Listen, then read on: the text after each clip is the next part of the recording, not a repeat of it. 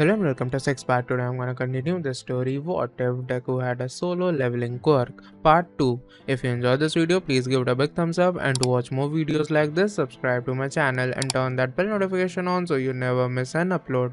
Now wasting no more time, let's begin. The fluidity and reflexes of your body are symbolized by AGI, or agility. Your chances of avoiding collisions increase as Agi does, and your joints become more flexible. Base dodge chance is equally incalculable as Dex's. Thus, a tiny sticky note, don't think, just use it. This stat gives me a headache. Later that evening, all statuses have returned to normal after you slept for the required 8 hours. Izuku yawned and sat up, thinking that it probably wasn't a good idea to use one for all. He was certain he would have perished without Gamer's body. He stood up and looked at the spar's instructions.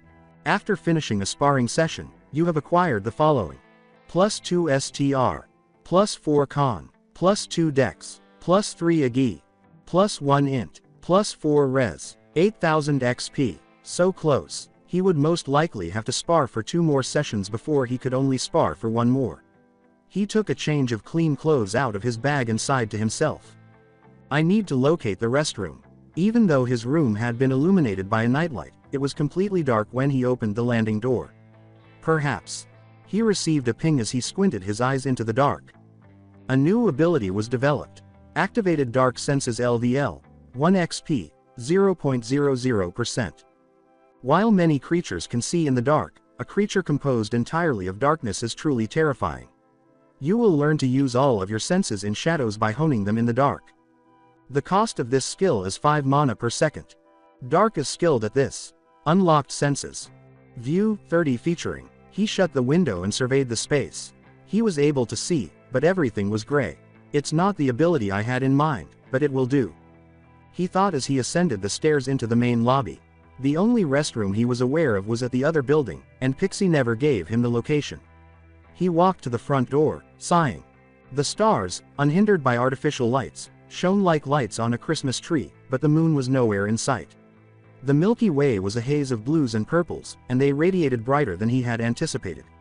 Everything was sharper, but the sky was less bright when Dark Senses was turned off. The various constellations were easily discernible to him, and he even saw a red dot that he took to be Mars. Wow! A few lights were on in the main floor of the dorm building as he turned to face it. The building was visible to him, but the space between here and there was black. He turned his night vision back on and headed for the main building. The water had to be turned on and heated before entering the baths, which were located toward the back of the building. They were in the basement, and he knew where to go because of his cleaning frenzy hours earlier. The main entrance to the separate baths was adjacent to the door leading down to the controls. However, the controls-on lights were already on and functioning, so it seemed he would be wasting his time. I wonder who was present at this moment. He entered the changing room, took off his clothes, and entered the bathtub. In the bath, there was a faint singing that sounded like a spirit amidst the nighttime forest sounds. However, he could hear that it was a person on the girl's side of the bathtub. He sat down to soak in the warm water, closed his eyes, and began to reflect.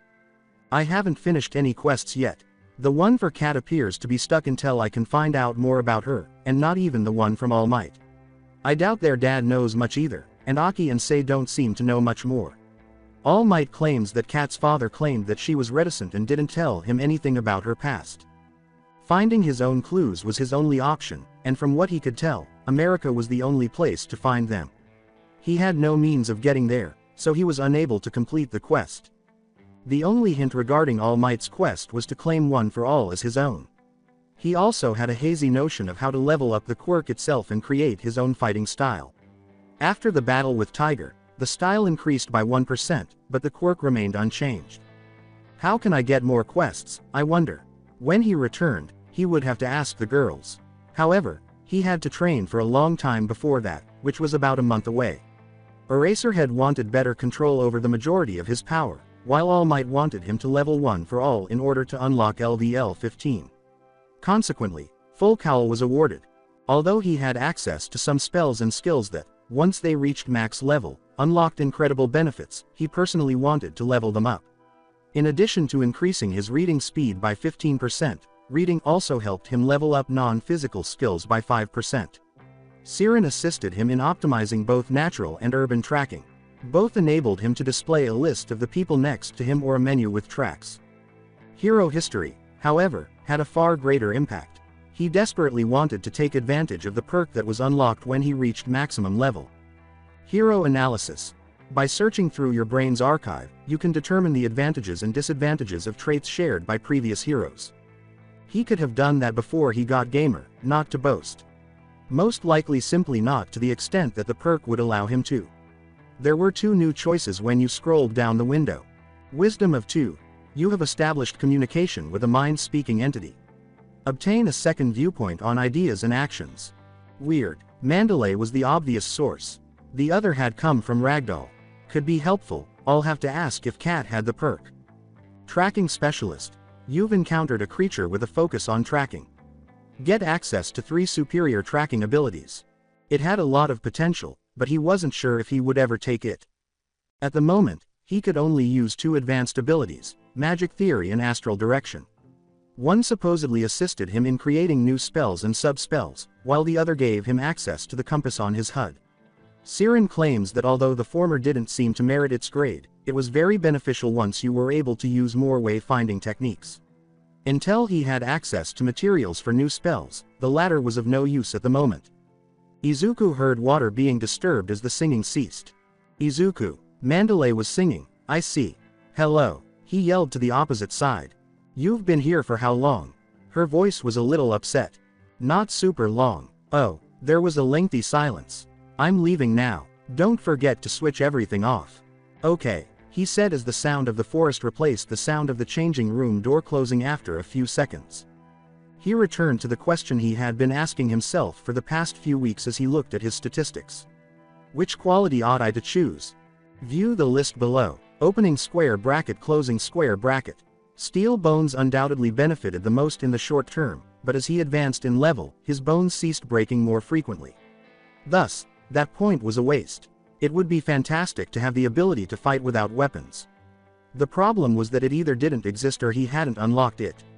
So far, there have been 2 distinct ones, one for spears and one for swords. If he was being honest with himself, he truly wanted to take swords. Without a doubt, the Book of 5 Rings served as the inspiration for Life of 5 Rings. Like most menu items, the description was vague, but he was able to piece it together and deduced that he had been granted access to the style of Musashi sword. That alone gave it greater value than anything else, albeit only in terms of sentiment. He tried it with say the day after he was punched into the sea, since swords couldn't be used with one for all. Even though he could use a spell to call forth the ice spear, he didn't really see himself using it again. The spear quality was therefore out. He had no use for mental calculator. At first, glossolalia sounded intriguing, but he soon discovered that he could simply learn a language by listening to it. That was out of the question. Until he improved his abilities in Lost with Directions and Library of Knowledge, he was out. He had no desire to unlock something ordinary. Since he had nothing that would use the piece of skills right away, both of them were out. Although they were primarily weapon-based, Say claims that ambidextrous and rubber joints were incredibly beneficial and helped him acquire new abilities. They were thus placed in the maybe pile. Insomniac didn't seem to be very effective. It was only conditional because he didn't have to sleep unless he was hurt. So it went with longevity in the maybe later pile. He was terrible at public speaking, even with Gamer's Mind, so political suave was out. Photographic memory was merely a memory lane thing and did not give him any advantages. Till the Last Breath was out for the time being because he had no intention of entering a major battle or approaching death anytime soon. Until he discovered a method to level qualities more quickly, temporary boosts like Hunker Down were not available. He didn't see himself ever needing Ancestral Blood or Legacy of Masks, so they were both removed. He was therefore left with very few options. He could either simplify the process of acquiring mental stats or simply raise one stat by a tiny percentage. He could simply choose Scientific Inspiration if he didn't want to do any of those things. He didn't initially see the advantage, but Aki pointed out that he could simply search for scientists online. That implied that, for a brief period of time, he could simply learn everything that person knew. He would be able to learn things from the past and acquire some skills much more quickly as a result, which was incredible in and of itself. All right, kid, Finish up and leave. Tell me what's wrong, please, Sosaki. I apologize for interrupting your train of thought, but I was getting a headache from your indecisiveness. So, move quickly. Whoops. He rushed up, not wanting to keep her waiting. He noticed Mandalay playing on her phone as he was leaving the changing room. She shoved it into her pocket and waved him to follow after catching a glimpse of him when she looked up. She turned off the lights as she left, and the baths were already off. He used dark senses to watch her move gracefully around tiny rocks as the last night came to an end. Is she able to see in the dark? What's on your mind? She inquired. Can you see in the dark? After a few seconds, he could just barely make out the image superimposed over his vision. No, I just know where most things are. Watch. She laughed. The land between the house and the dorms was covered. They were closely adhering to a path that had been highlighted. So you just take the same path every time? Yup, she nodded, and he saw it. She turned to face him. The question now is, how can you, she prodded him, see in the dark? I have night vision. It only goes so far, but it's better than nothing. Also, I thought you could only talk to people. What was that image? It was an idea rather than a picture. It was converted by your mind into a visible image. For me, it was simply the path I follow. He assumed that made sense. As though he didn't know what it might be.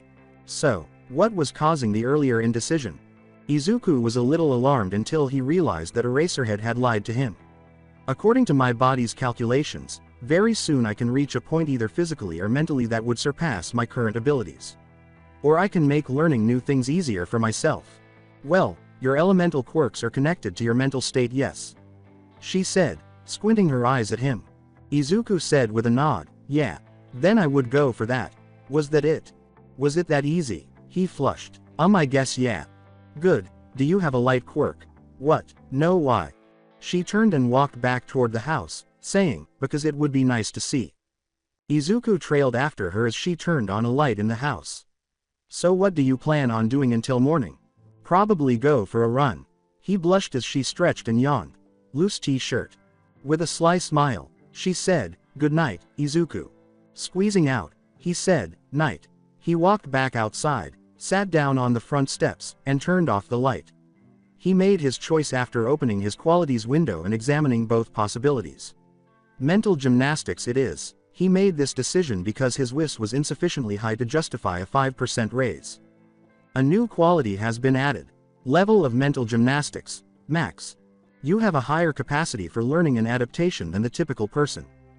Bonus stat point gains from mental exercises should be increased by 25%. Alright, so how would I train WIS in a forest? A new ability was developed.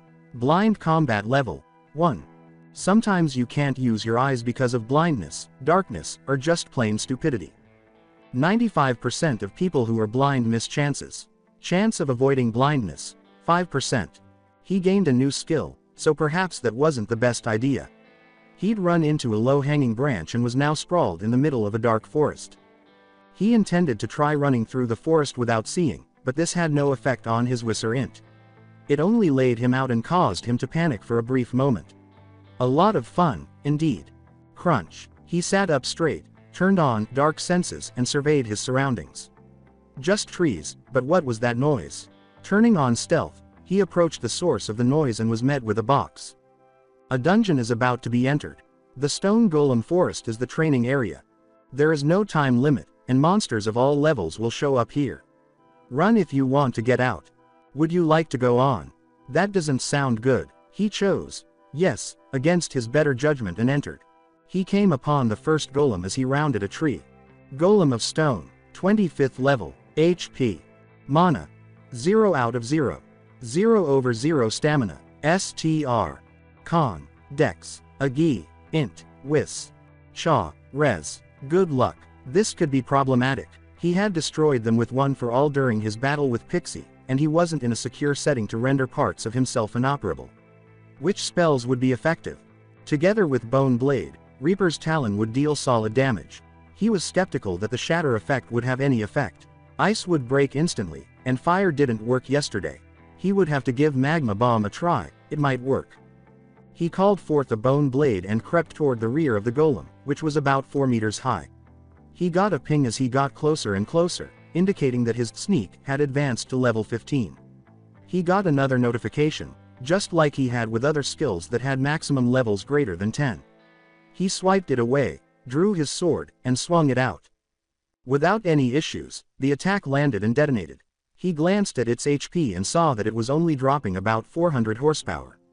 With a sigh, he jumped back from its stomp and cry. This might take some time. Gave 2000 XP. Fortunately for him, more of them weren't drawn to his cry. Unfortunately, before he could put it down, he had been stomped on once and punched several times. He was perched atop the rock golem, which had broken apart into smaller pieces and one huge boulder that constituted one of the fists. The ground beneath him and the remains began to rumble and be absorbed by the ground as he recovered his wounds. In a panic, he leapt to safety behind a tree. A much smaller golem emerged from the thicket a few seconds later and stared directly at him. He used Observe and summoned his blade in preparation for another battle.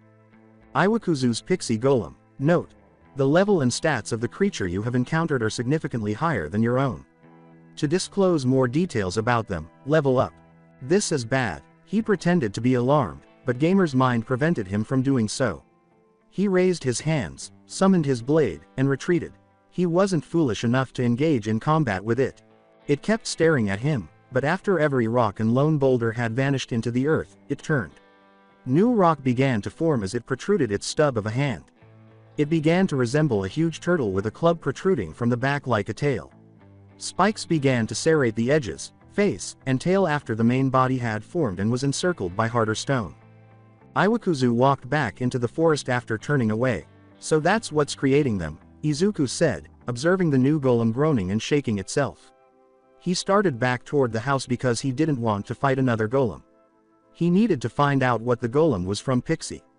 It was already daybreak when he returned, suggesting that he had run or walked a considerable distance. Kota, Pixie, Rag, and Tiger were seated at the table, and Tiger was in the middle of cooking when he entered.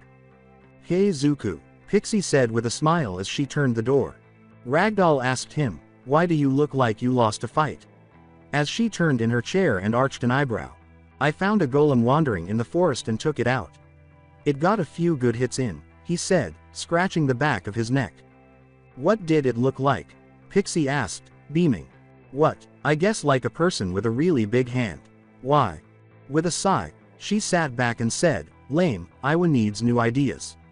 I saw that golem, does it not attack people like the others?" He said, sitting down. "Nah, he was made to be passive. Even if he is attacked he'll just run for it. Can it fight at all?" She opened her mouth to respond, then shut it and began to reflect. "Maybe, if I tried to force it. I only ever use it to make new golems for the surrounding forest, and for training. It's really cool," he concluded, grinning. "I didn't even know you could make something like that." She chuckled as she responded, "Not all me kid, it took 3 people to make Iwa. One to make the body and give him the powers, another to make him somewhat sentient, and another to make them last. I didn't know that was even possible with quirks. Quirks have been evolving rapidly since they appeared. The kid who helped with making him sentient was a doll master. She used weapon-wielding dolls to attack people, and eventually learned how to make the dolls sentient." Ragdoll said, "Can we please not talk about her?" Izuku raised an eyebrow at her, but even Kota shook slightly, so it must have been a bad one. "What did she do?" Pixie chuckled. "It's not what she did that was the problem, it was what the dolls did without her." "What?" Tiger responded while preparing food. "When she left the dolls alone or went to sleep, they would patrol the halls and around the building. Ragdoll woke up in the middle of night and had her soul scared out of her by a doll who appeared out of the shadows, wielding a knife." Pixie was chuckling. "You should have heard the scream. She woke nearly everyone into a battle-ready stance. Aizawa was so mad. Totally worth it." Pixie made a face when she heard a thud beneath the table. "You laugh, but the kid who could age people or objects nearly scared you into a coma." With a tense laugh, she said, "Hey now, no reason to twist the knife." Izuku gave a small laugh. "When do you plan to go back on missions?" Mandalay decides that. "I think she said something about next week." "Why?" "I would really like to spar against either you or Tiger at least twice, before then. After breakfast, and if you aren't knocked out, right before dinner," Tiger said with a grunt. "Great. Complete sparring. The following is what you have gained. +2 STR. +1 drawback, +1 dex, +1 agi, +1 int. 4000 XP, really, couldn't you grant me an additional 1000 XP? Tiger had laid him out, and now Pixie was carrying him again, using her quirk. He didn't knock himself this time, but the fight was nearly identical to the first one. Tiger could simply inflate or deflate his body as needed, making his fighting style strange and difficult to get used to. His arms retained their inherent strength even after he stretched them out and deflated them. Izuku did observe that he preferred throws and grabs. Although his judo was very helpful, Tiger must have been far more skilled than he was because he was unaware of any of the moves he was employing.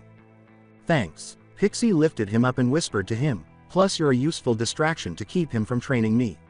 She grinned at him and said, no prob. It's nice seeing a student going all out from the start instead of 3 days in. Sweating, Izuku said, I'm glad I could be of assistance. After 5 hours. Raise your level. Level 20 is attained by you. You can now choose from new options and unlock new mechanics. The following is what you have gained. 1 perk point. 1 quality point. 5 times the bonus stat points. I did it. He would have leapt to his feet and cheered, but his arms were flat against the ground at strange angles, and both of his legs were broken. He did, however, cry out in triumph, which was understandable given his severely damaged chest and bruised neck. Came out with the sound of a tiny animal's triumphant cry. Are you okay? Pixie asked, hurrying over to him with a worried expression. He broke down in tears, but he didn't care. Are you okay? Tomo checked him over. A moment passed in which the sound of crying filled the air. Besides his obvious injuries, he's fine. Pixie take him to the house. As they approached the house, he stopped sobbing and calmed down to a sniffle. With everyone around him, Pixie had placed him on the couch.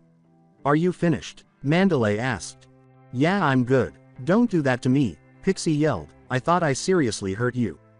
Laughing, Ragdoll said, was funny though. Enough. Let him heal up. After that your explaining got it. He grinned. Alright then, Tomo and I will cook tonight. Izuku, when you're good to go, get cleaned up. Because of his past experiences, everyone left him on the couch with his hands crossed. He put emergency aid on one arm and started to heal himself.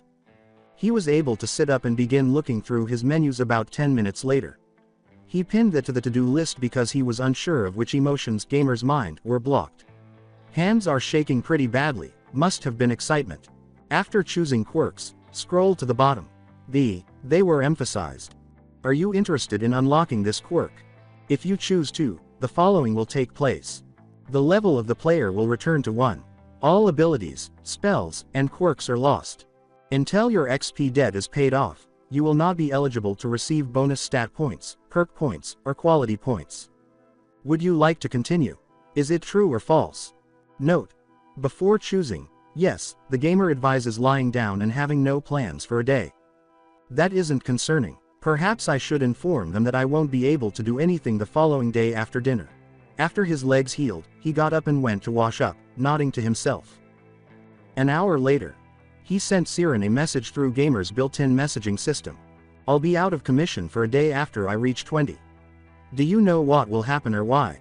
Not at all. Naturally, Mom and I had peculiarities. Perhaps this is because it will alter your genetic makeup.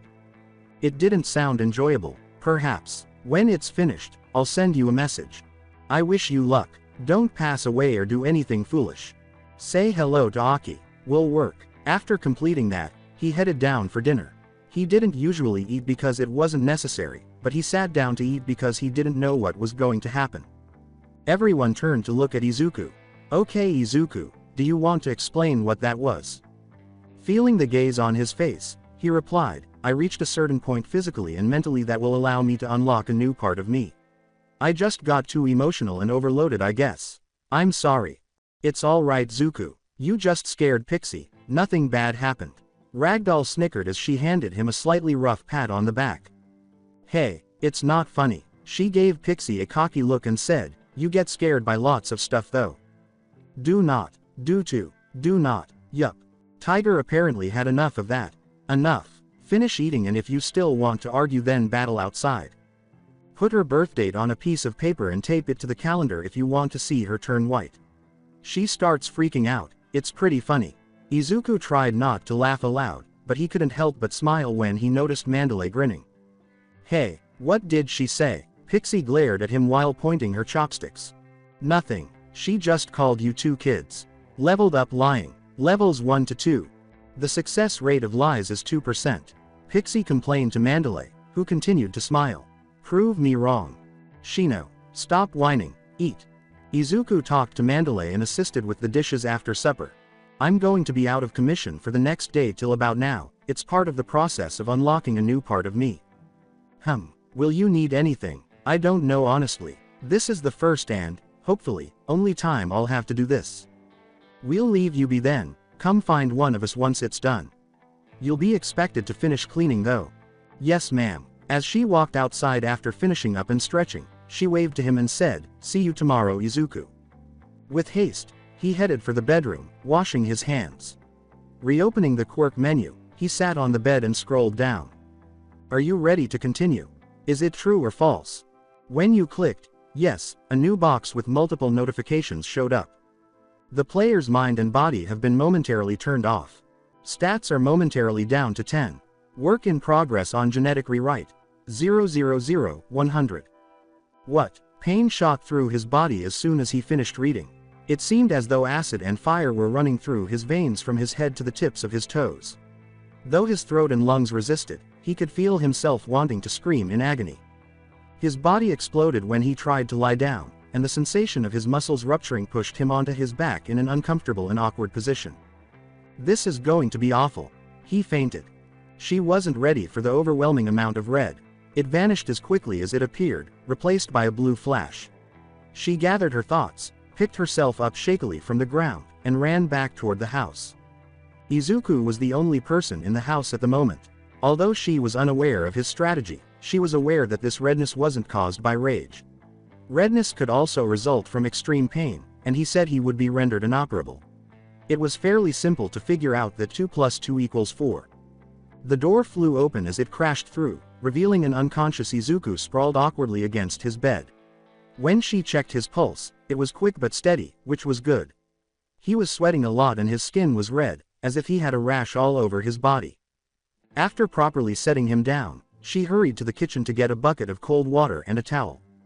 "Izuku needs assistance. Get here quickly, Tomo." Ryu could create nearly anything, and Tomo was the local healer. They were capable of managing nearly any circumstance that came up. She walked back to Izuku, covered his forehead with a moist cloth, and waited. Yellow. A little while later, Tiger rushed in, followed by Ryu and Tomo. First to speak, Ryu asked, "What happened?" "He's running a really high fever, all of his nerves are going haywire, his muscles are spazzing, and he has something going on with his brain," Tomo said before she could respond. "Damn, it's all or nothing for this kid ain't it?" Ryu said, whistling, but she still gave blue. "How did this start?" said Tiger, grunting. "I don't know, he just said he'd be out of commission for a day." Tomo picked up the bowl of water and went to refill it, saying, "I don't think there's much I can do. The most we can do is make him comfortable. He knew this would happen obviously, so I say trust him." She gave Izuku a downward glance. Every now and then, his face twitched with pain. Did he really have to do this while they were observing him? "Kid, you really need to work on your timing." Izuku woke up with a chafed, itchy, and sore body. Overall, he felt uneasy and dehydrated. "Need something to drink." As he turned his head, a flaming headache attacked, giving him the impression that his head was splitting in two. He turned his head back and refrained from yelling. As he lay there, he checked the time on his HUD. "I suppose we have another hour to go." As the thought came to an end, Ragdoll and Pixie kicked in his door. "Kid," Ragdoll scowled, indicating that his attempt at a smile was not comforting. "Hi, how did you know I was awake?" Ragdoll sensed your sharp pain. Ragdoll approached him, grabbed a glass of water, and assisted him in drinking. She put it down, took a few sips, and began prodding him. "What are you doing?" She grinned at him and said, "You're hurt." The smile gradually turned eerie. "I'm trying to figure out what needs help first." His head continued to split, and every prod felt like a stab. When Pixie tossed Ragdoll behind her, it came to a halt. "Don't mind her. What happened to you? Your body has been writhing and sweating for the last day. We almost called your mom and UA staff, but Shino told us not to." Parts of my quirk turned off in order to rewrite my body. Ragdoll re-entered his face. That explains so much. Can you do that on call? It would make you such a great guinea pig. Once more, Pixie tossed her away. Looking at him, she exclaimed, no experiments. How much longer is this going to take? She asked. About an hour. You feeling okay? Was thirsty, and I have a massive headache, but good otherwise. So how did you get Mandalay to like you? She asked, grinning and kneeling beside him. What? Izuku asked, simply staring at her. With a sharp pain in his nose, she flicked it and said, don't play dumb, now tell me. I don't know what you mean. Don't hurt my patient. Ragdoll threw Pixie out the door before she could flick him once more. Despite being the least aggressive of the pussycats, Ragdoll received the same training as the others. He heard Pixie land, then saw her smile as she charged at Ragdoll. In the end, they rolled around while holding each other's arms and legs in place. This went on for a minute until the light from the main room was obscured by Tiger's enormous frame. When he noticed that he was awake, he smiled and turned to face the girls, who paused to gaze at him. Let's go train. He could picture their faces going pale, but he couldn't see them. They tried to elude him by running frantically for the door, but they were caught in the act. As they struggled against Tiger's hold, Izuku smiled but refrained from laughing. Glad to see you're okay, kid. Get better soon so we can train again. Izuku nodded and grinned at him. Mandalay entered with some food a minute after they had departed. Can you eat? Izuku opened his mouth to respond, but his stomach spoke for him. He looked at his condition menu and replied, no, it hurts too much to move. Apparently, you have to get used to Gamer's body. She left Izuku alone after making a face and saying, well, I'm not feeding you. Get better soon. The food will be warm by the time you get better. Healer's respite. Wonder if I can cast spells. The spell enveloped him, but he was prompted. Are you interested in stopping the genetic rewrite process? Nope. Dang. The prompt disappeared. He sighed to himself as he browsed through arbitrary menus. Intelligence is the expression of your capacity for knowledge acquisition and original thought.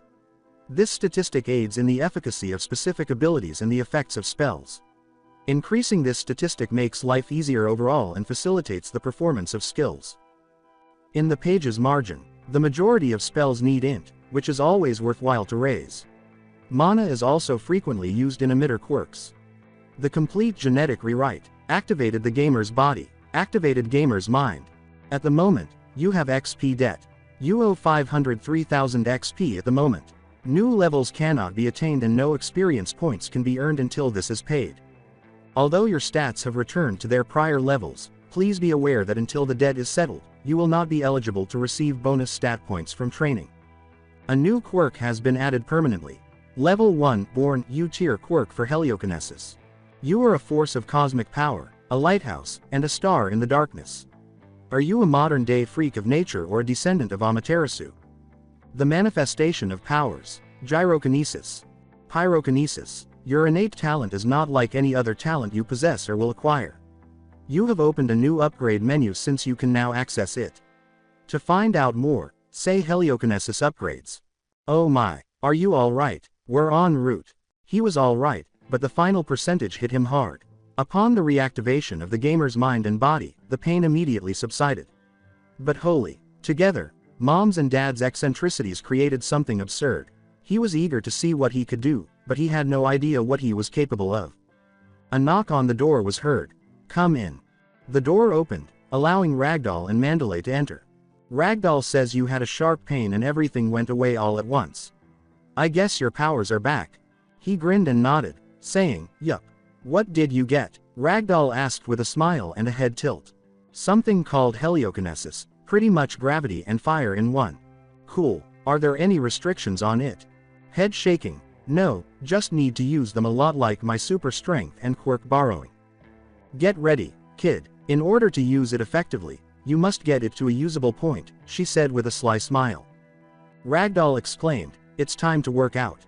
Oh no, it's not like you can get tired, so why are you worried? Oh, yes, let's get this done. Kid, this is kind of sad, reminds me of a toddler first using its powers. It was a little depressing to see a child who could use lightning to perform a sort of squat with a new power, whose fire lasted only a second before going out, and whose telekinesis could hardly pick up a pebble. Tiger was really laying it on thick, but she couldn't deny he was right. Blue. She glanced at Ragdoll and saw the anxious expression. He okay? Yes and no. He is nearly flawless physically, but each time he uses his fire, his body gradually breaks down molecularly. It's similar to destroying a log with fire. He may be knocked out here shortly because his telekinesis is depleting his reserves rather quickly. Can you tell at what rate? 50-50. She gestured with her hand. It appears to rely on the strength and quantity of fire. He would understand that one better because his gravity is a little harder. My mana is dropping like a stone. As the tiny pebbles approached him slowly, he could feel the headache growing. Gyrokinesis, as far as he could tell, only allowed him to attract objects, not repel them, or make them circle around him, but that was more taxing than bringing things to him. When his mana reached the 300s and the pebbles he was controlling fell, he stopped. A heliokinesis property has advanced in level. To see more, open heliokinesis upgrades. He needed to look at that menu, he remembered, but Mandalay and Ragdoll had dragged him out to train right away before he had a chance to do so. Are you finished now, child? Yeah, my mental pool is almost out and I feel kind of funny when I use my fire now, he said, nodding to Tiger before taking a seat on the ground. Like a log in a fire, you are slowly burning. He raised an eyebrow in Mandalay's direction. Ragdoll has been watching you since you started, she said with a shrug. Oh, therefore, if I use it excessively and for too long, I'll wither away. He glanced at his hands and said to himself in a low voice, that's not frightening at all. Tiger, kneeling next to a small scorch mark left by one of the fire flickers he made, said, you just need to learn to harness it and control your output. Can you tell at what rate you're burning up? He opened the new menu with some thought and said, let me check. Quirk menu. Your quirk is for you to explore. Here you can view and determine statistics about your quirk, along with any others, and find ways to gain new upgrades. The gamer will give you very little information about your quirk, but will help you in small ways to improve it. Heliokinesis. Everyone gets one. Move. Gamer. I'll have to check the other windows later. A new window appeared after I selected heliokinesis. From the menu below, choose Suggestions, Motions, Authority, Powers, XP, 32% LVL, 3 Pyrokinesis. Start and manage fire. Damage. Unknown. Speed. Unknown. Dimensions. Unknown. Price. Unknown. Looking at his HP gauge, it hadn't decreased, but his maximum HP number had, so monitoring his HP was crucial during a battle. Not much help. According to Ragdoll, I'm burning away like a log in a fire, and my body feels like it is wilting somewhat. We've found the price of your pyrokinesis. Well, it's my HP. It appears to consume a minor portion of my health. If I make the flame smaller than the maximum I can use, less health is used. Smiled Tiger. Mandalay. She laughed. I can work with that, I'll special order the stuff tomorrow. You might have a rough day tomorrow, so get some rest and get your health back to normal. Ragdoll was writing in a notebook. Tiger helped him up and then walked in with a stretch. Mandalay went off to the dorm area with her phone out and ordered something, and Pixie yawned and walked back in after grinning at him. I guess I'm alone. He kept navigating the power menu. Gyrokinesis. Level 5 XP, 12%. Enables you to generate your own gravitational pull and attract objects. Weight maximum. Unknown. Maximum velocity. Unknown. Maximum items. Unknown. Price. Unknown. Shaking off the irritated thoughts, he opened his moves menu and said, dang, no more help than the last one. The heliokinesis motions. The process of pyrokinesis. Fire bolt. Conjure and manage fireballs. Gyrokinesis. An object will gravitationally pull toward you. Orbit. Make things revolve around you. He closed that menu and opened the hints menu, saying, at least I don't have to remember every move I'll ever do. Heliokinesis hints. There will only be 5 hints shown at once. Water. Cancer. Absence of light. Apollo. Death. After closing all the menus, he headed to the house and began to come up with a hero name. That's not ominous. He would need to consider the hints, as none of them rang a bell at the moment, and he was fairly certain he could ask Aki and say once he got a chance. The following day. Sun Shaper, what say you? It doesn't make sense to give the impression that he can actually shape the sun. Sun. Because of that, Ragdoll gave Pixie a slap. Star Bright, would you like him to resemble a girl with magic? There was no way he could pull it off, and he blushed as 3 of the 4 pussycats looked at him. No, Frills would look strange with his muscles. Tiger had taken out his phone and began searching the internet for names, but he had not yet spoken a name aloud, so Izuku was optimistic. He had asked them to help with the naming, and they more than gladly accepted the task. He didn't agree with most of the names, but a few had potential, and most of them had just been poor puns from Pixie. How about Sunlight alone? Not cool enough. Also it sounds a bit girly, moaned Pixie. A solar flare. That doesn't sound like a name, it sounds like a signature move. Ragdoll complained, there's nothing else that comes to mind. Pixie gave her a sympathetic back pat as she sagged into her knees. How did your names come to be? Izuku inquired. We formed our team before choosing our names, so when we had to think of them, we just chose breeds of cats, he said, conjuring up a picture of 4 young people wearing more ostentatious attire. Yep, Pixie said, holding out her tongue and a peace sign. Our creativity was lacking. Izuku slapped Mandalay on the back of his head after deadpanned, wish I knew that beforehand. Watch it, Buster, you're still under our control. Ragdoll laughed and said, so mean. The snickering ceased when Mandalay gave her a glare. Tiger stood up, patted himself on the back, and signaled to Izuku to follow, and the rest of the team did the same. Did you have any ideas, Tiger? After giving him a quick glance, Tiger shrugged and said, no, I'm not one for names. Mandalay prodded him, and Izuku complied, saying, take my quirk. Transferred quirk. Yes, a few years ago, something happened that ruined the experience for Tiger, so don't ask him about names. Oh, alright, have you calculated the price of your gravity? I simply know that it cost a small portion of my mental pool, and that the smaller the item, the lower the pool cost. Do you think you could get a few candles? Candles? Why? If they were small enough. That is what we will be doing. What? You do fine, so don't worry about it. Quirk ended. Tiger took him by the rumple of the shirt and placed him in the center of a metal ring after they had managed to leave the house and enter a section of the clearing that was free of any wooden structures. Don't worry about the ring, it will be used later. Pick up these candles for the time being. He and Pixie laid out several tiny candles, which, based on their color, were birthday candles. Now pick them up. The candles were very light and were being drawn toward him. He called upon his quirk, which felt like an invisible wind, and said, make them circle you. It was more difficult to make them orbit, but it was doable if he directed the wind properly. They gradually came to a halt and started to circle him. Now light them all at once, then snuff them out. Continue until you are unable to do so. All right, then. He felt as though a ball of fire was growing inside of him, resembling a miniature sun, but each time he used the fire, it shrank in size slightly. It made him feel warm and gave him the impression that he was lying in an open field, soaking up the sun. He called out tiny balls of fire, sending each one out to a candle. All right, extinguish it now, and repeat the process repeatedly. Sure.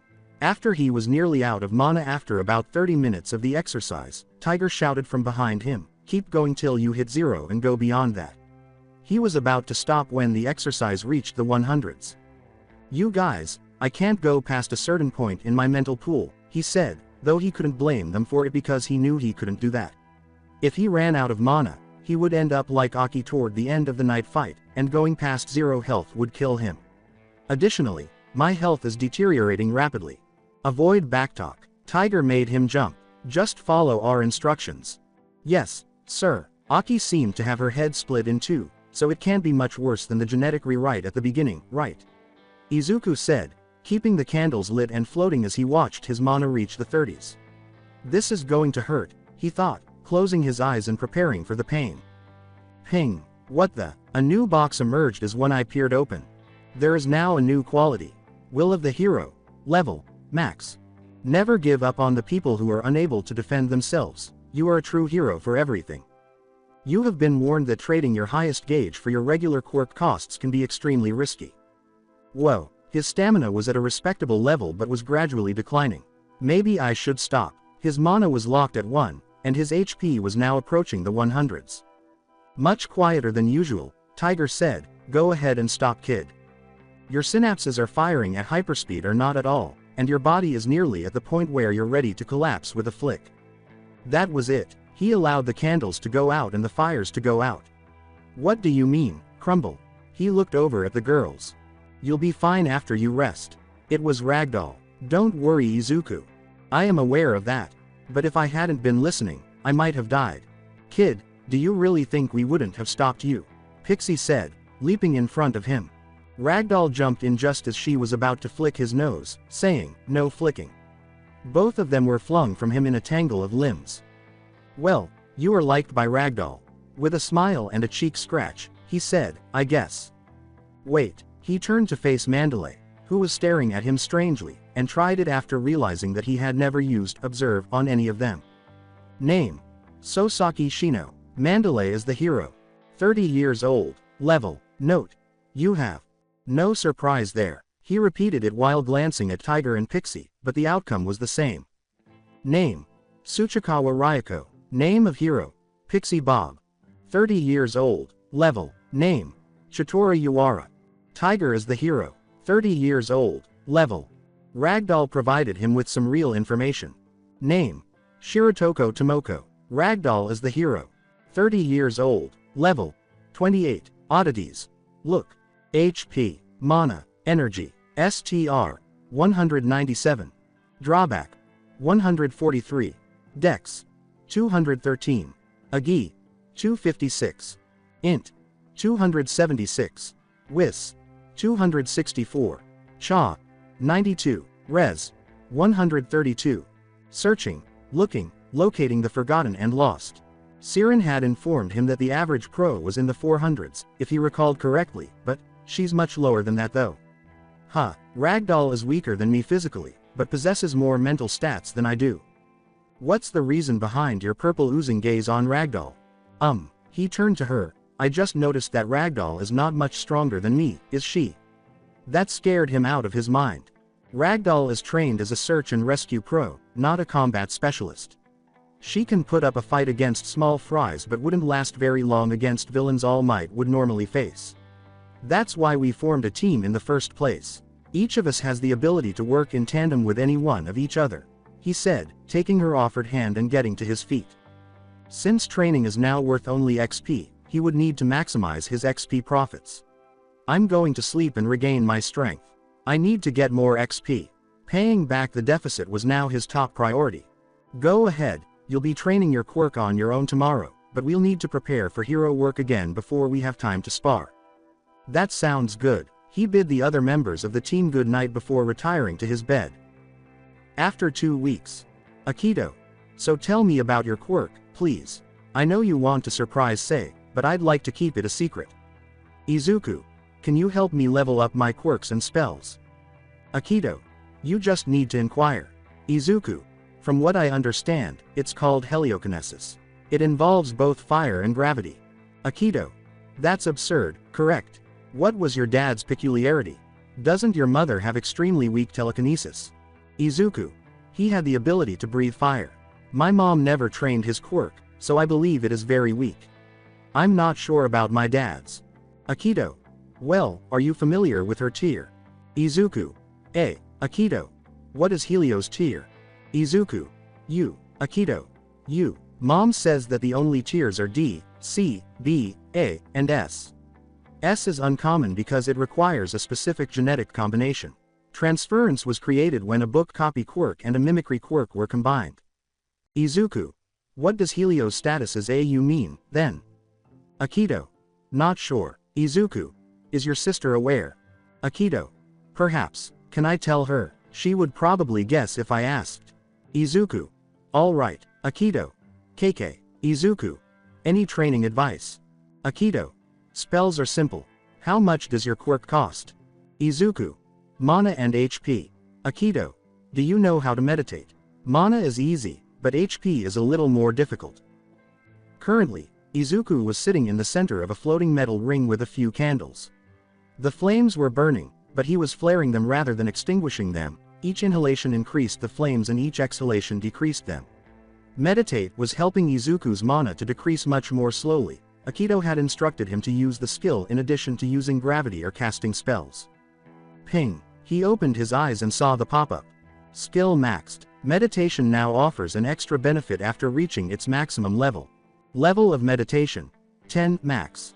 You can take a tiny step toward enlightenment by calming your thoughts and focusing on peace, while still giving your mana regeneration a 250% boost. Max bonus. A 50% increase in max mana. He glanced at his gauges and said, "That's good. HP, mana, energy, not too shabby." He lowered the candles and ring, allowing the fires to extinguish. He had questioned Aki about her quality lost chapter, but she was being evasive and avoiding the question. He had asked Sei, but she replied that Aki had always avoided the question, so that was out. However, he was more than satisfied with the outcome of her training, as the majority of his spells had attained LVL 10 or higher, and his quirk had reached LVL 6 with pyrokinesis and LVL 10 with gyrokinesis. He was making good progress toward catching up to students his own age, even though he could still hardly control his quirk better than an elementary school student. Speaking of which, he was supposed to return to the city for the weekend today, and Mandalay was late. I guess this is a habit of hers. He decided to watch TV while he waited as he made his way back toward the house. When Kota was alone, he ignored him every time and vanished into the forest. One day, when Kota didn't come back at night, he panicked and followed him to a cave where he set up a small campsite out of respect for the child. Izuku had asked Mandalay about Kota and was informed that the child's parents had died to protect civilians from a mass murderer, but he hadn't lost a parent or anyone close to him in that manner, so he had no idea what the child was going through. He distracted himself by switching the channel to a news network, where they were doing a piece on the top 10 heroes of Japan, reviewing each hero's heroics since the last special. All Mights were still mysterious and incredibly fast, just like they had been in the previous few years, but knowing his limit made everything much more sense.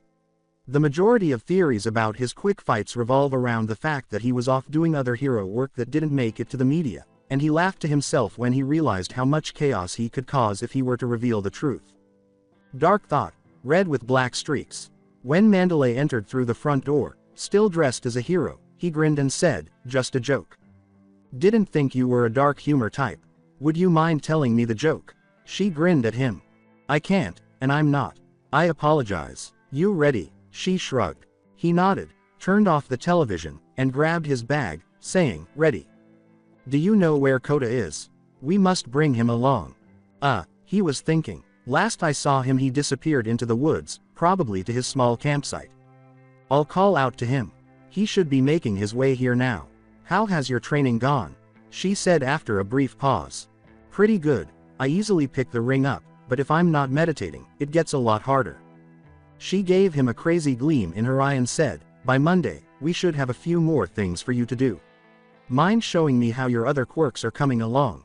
"Spar, yeah," she said with a sly smile, "if you can call you losing a spar."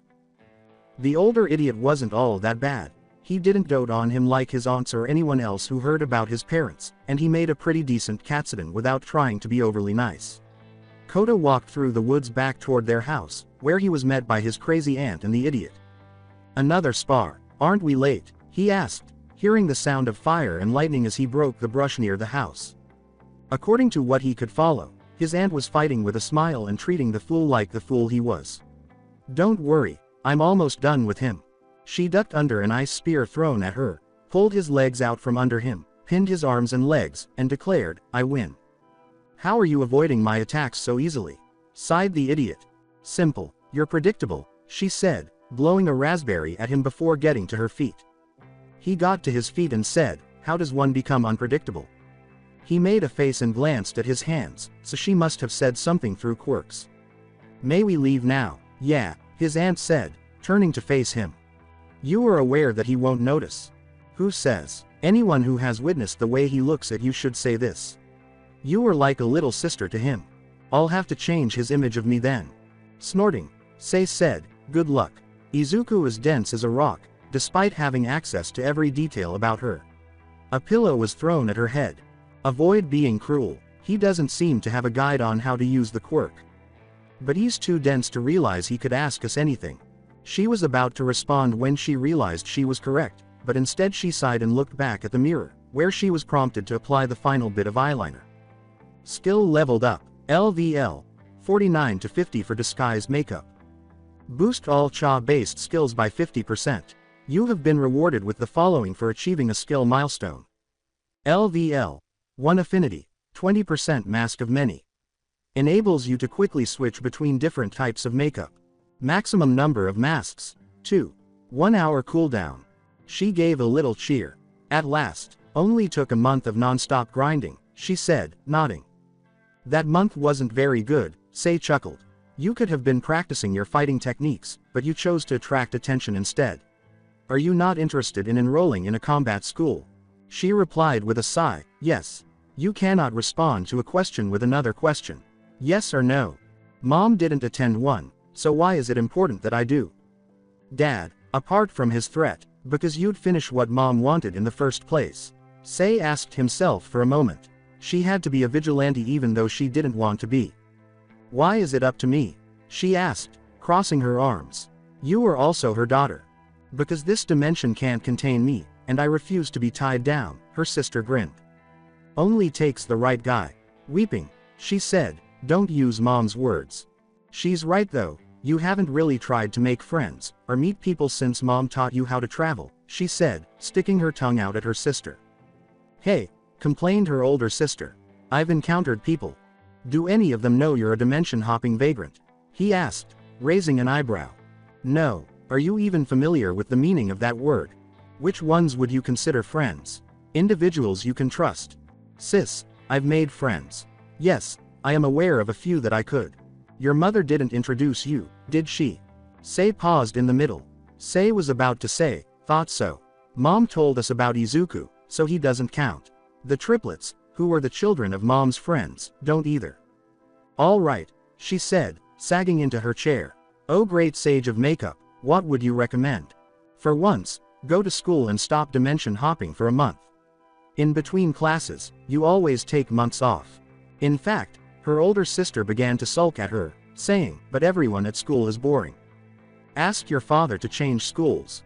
If we asked, I'm fairly certain that kind police officer would assist. Sei glanced at her phone and said, I'll see. By the way, he's late. Shall we send him a message? No, she shook her head. When he arrived at the meeting spot, he promised to message. In any case, we won't be late. Why do you have to be so mature? She moaned once more. She reverted to her vanity and said, one of us has to be. In any case, why do you appear so much younger around Izuku? That probably doesn't improve your reputation. She squeezed the tube of lip gloss she was using by accident because she couldn't control her frustration with herself. Damn it. Swear jar. I can't help it. Mom and Dad always treated me like I was older, she said, wiping the enormous glob of opaque strawberry-flavored lip gloss off her lip. But after Mom passed away, Dad began to treat me like a child once more. I don't mind it, because look at me, she said, gesturing to herself, but it irritates me when he treats me like I'm weak. I've observed you trying to relax around him, Sei said, nodding. However, that still doesn't provide an answer. I was getting to that, she said, waving her hand. Izuku views me as a peer and treats me like someone his own age, but you treat me like an equal, which I adore. I can't help but get giddy over it. Ah, the little sister is in love. Akido tried to hide the flush that was starting to appear on her cheeks by pretending to be angry. Shut up. With the help of a spell, she threw another pillow, and Sei ducked out of the way as the pillow smashed into the chair, sending it flying backward and scraping the floor before crashing into the wall with a loud bang. Ladies, what was that? It was their dad. Sei is being cruel. In the house, she cast a spell. Go away from your sister, Sei. I'm leaving Ward to look after you for the next week after Akido uses another spell. All right. Ward was a goody two-shoes who pretended to be a strict parent, in contrast to their father, who acted like a man-child when it was convenient for him. Their father's shadow was a manifestation of his will and had its own consciousness. Ping. Izuku is here. They're almost there, he says. The bounce was unavoidable for her. Are you ready? In sharp contrast to her frilly sundress, Siren pulled on her oversized black t-shirt. Yeah, let's get your man. Without power, she threw another pillow and said, don't call him that. All right, she opened a portal and said, once you win him over, I'll call him that. With a sigh, Akido said, whatever. So who are the people picking you up? They're friends that I met because of their mom. Your mom's friend. He nodded. No, it was a lady I met a few years ago, but didn't know anything about until recently. He caught her glance in the backseat and said, She died in a fight against a villain. I think you were making sure Kota was still asleep. Hero, I assume. Nope. Vigilante. You probably saw the news about Absorbent Girl dying. I did. You knew her. Not really. Just in passing. Why do you know her kids then? She said something to me a long time ago and I was wondering if they knew what it meant. They didn't, but we kept in touch and eventually just hung out a lot. That's neat. Meeting friends in weird ways usually means they last for a long time. In the quiet that ensued, Izuku listened to the music on the radio and sent a message to the girls. They arrived outside Ua in roughly 4 minutes, where All Might, in his slender form, and Nezu, perched on his shoulder, welcomed them. The walking skeleton is who? Snorting, Izuku said, he's All Might's manager. She whistled both aloud and in her head, creating an odd sensation. I knew you were significant when Nezu called, but All Might is supporting you. Damn you, kid. He's the one that introduced me to Nezu. He also helped me discover my quirk in the first place. You were a very fortunate child. Izuku got out of the car to meet his teacher after it had stopped. Izuku, my boy, how has it been? You learn a bit. Amazingly actually, Izuku said, nodding. I got a new quirk. The one you said was locked. All Might asked, raising his eyebrows. Izuku grinned broadly and nodded once more. That's amazing. With no conscious thought, All Might poofed into muscle form. Holy sh**t. Language Mrs. Sosaki. All Might froze in place, and Izuku grimaced. He should work on that. Nezu gave All Might a pat on the head and said, perhaps we ought to take a seat. All Might transformed back into a skeleton, simply turned around, and entered the school. Come along, and don't forget the kid. After his aunt's loud mental yell, Kota began to stir, but Mandalay hurried back to the car and woke him up. What's? Izuku will take care of you for a while. Would you mind taking him for a walk? He was the target of the question. Sure, excellent. She gave Kota to him, who watched his aunt enter the main building with a little surprise. Kota wriggled out of Izuku's grasp in a split second. He gazed expectantly at him and asked, what happened? Izuku attempted to think of a good reason, but a portal appeared to save him. The second portal opening above him was invisible to him. He was sent to the ground because, despite his decent strength, he was unable to support 70 pounds of weight with his head. Hi Aki. Upon landing on all fours on top of him, the girl grinned broadly and said, hello, Izuku. Can I get up? K. She popped up onto her feet after doing a little roll. Izuku got to his feet and turned to face the sisters. Aki was wearing a dress that was probably not the best considering how windy it was today, while Sei was dressed as though she didn't want to leave the house. Who are you two? Friends. Who are you? Siren leaned forward and asked Kota, squinting her eyes to project an intimidating presence. Kota. He glared and held his ground. Siren abruptly stopped glaring at herself. Siren, or you can call Sei.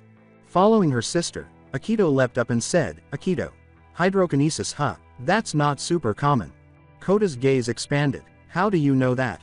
Akido smiled and extended his hand to grasp Kota, but Siren threw him back right away. Aki, it's not okay to borrow people's quirk without permission. I've never used a water quirk before though.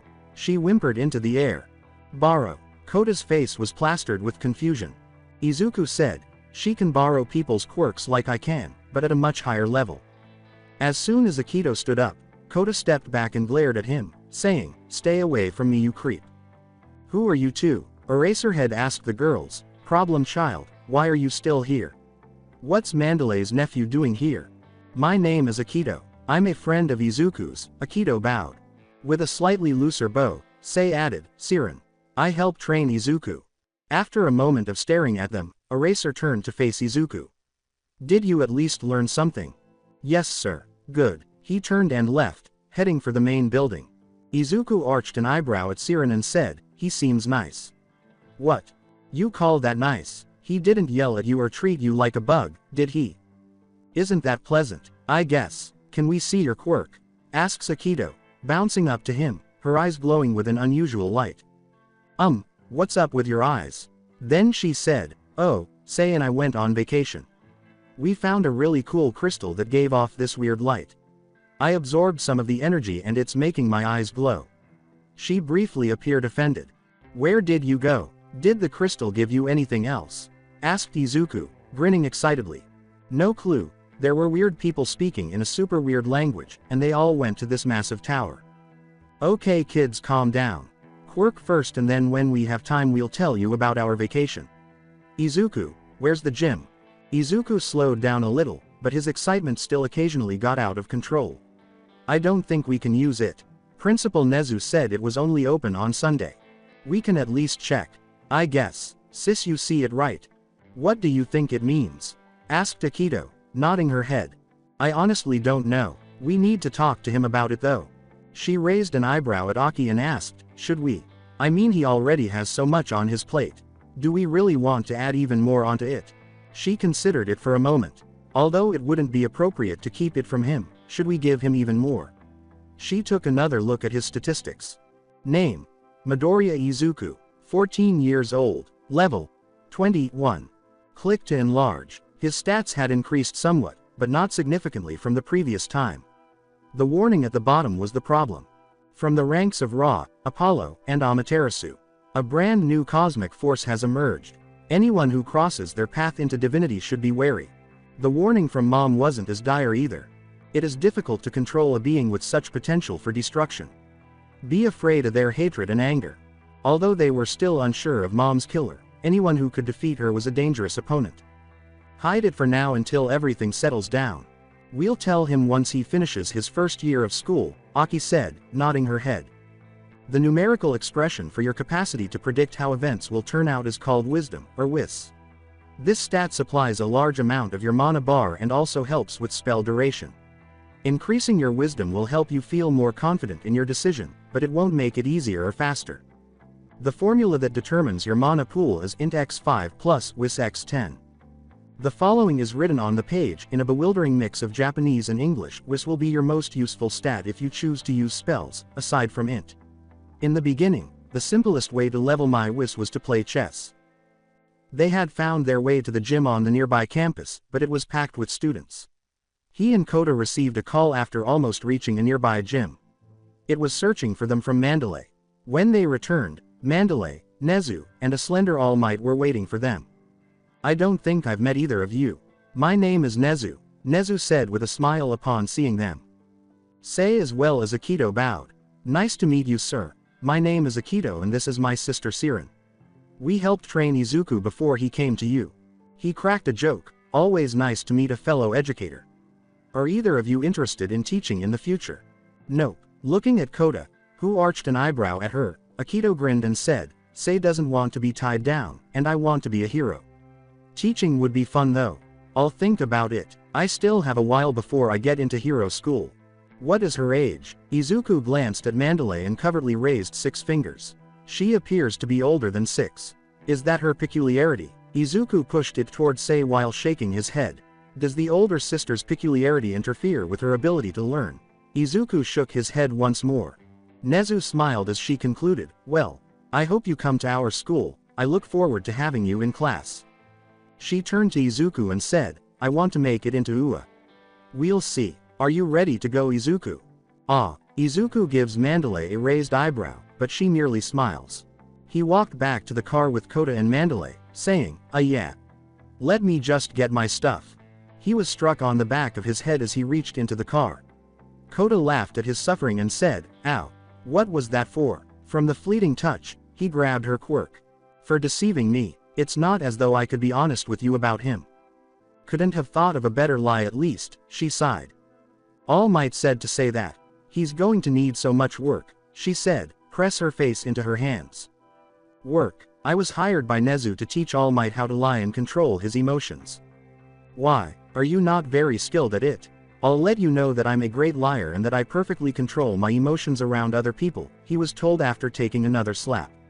Many thanks. All right. I'm sorry, he said, rubbing the back of his head. Simply put, I've never seen you like that. I can't act like that all the time, she said, blushing. I'll be by on Sunday to pick you up and begin All Might's lessons, she said as she got into the car. Enjoy your weekend. Bye, he waved. He walked back to the small group, his mentor waiting for him, his bags in hand.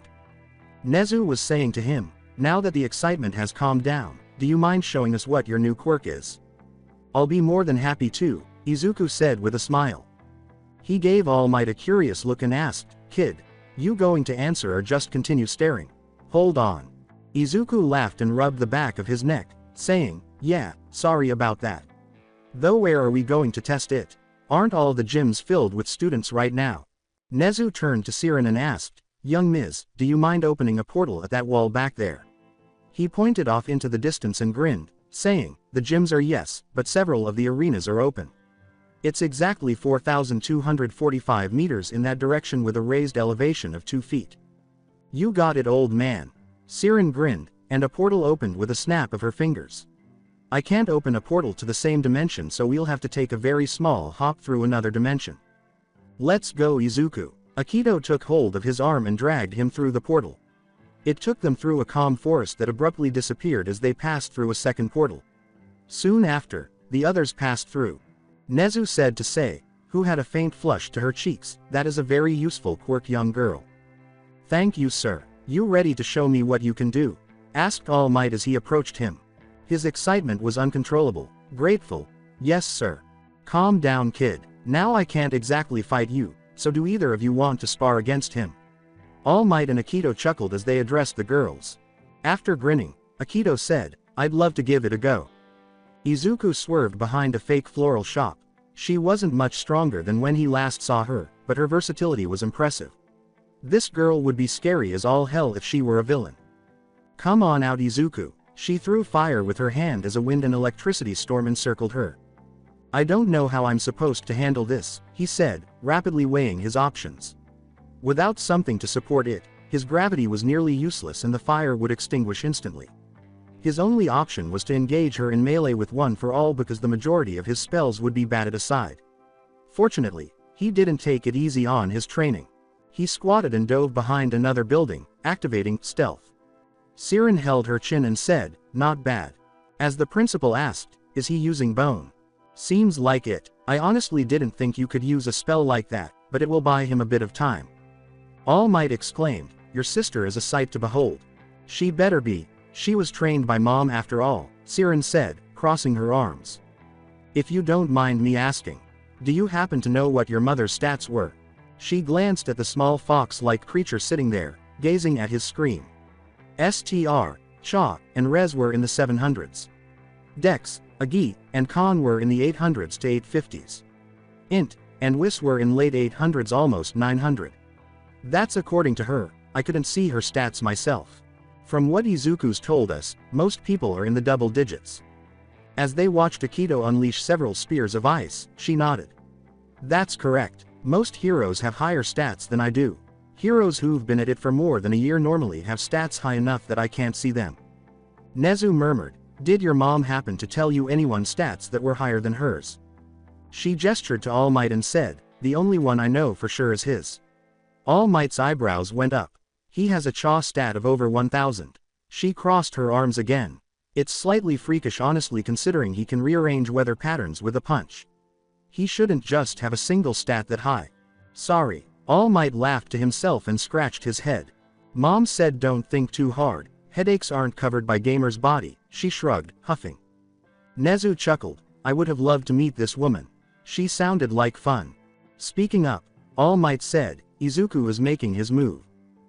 He got the idea to use the sub-spell, Reaper's Shadows, while watching an anime at the WWP's house. He took roughly 3 days to unlock it, but the effort was well worth it. Level 3 of Reaper's Shadows XP, 32.45%. Make duplicates of your bones using your own health. These copies can only launch one attack of your choosing, but they have the same amount of health as the original. HP cost, 17% more than what you currently pay. 30% of your maximum damage is the damage.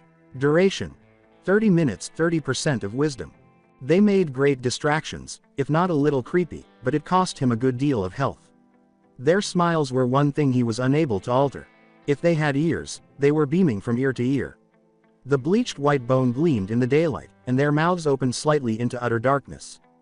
He had to immediately avoid multiple ice lances as he ran out from behind the building after 3 shadows had formed. A tiny tornado formed beneath her, holding Akido several feet off the ground. She kept a haze of flame that charred the land around her. Running in her direction was the simplest part of his plan. the entire dodging and attacking part was made up as he went along. She released an AoE fire spell, forcing him to dive beneath a truck after he had dodged the lances. He didn't bother dodging and his constructs had the skeletal trait.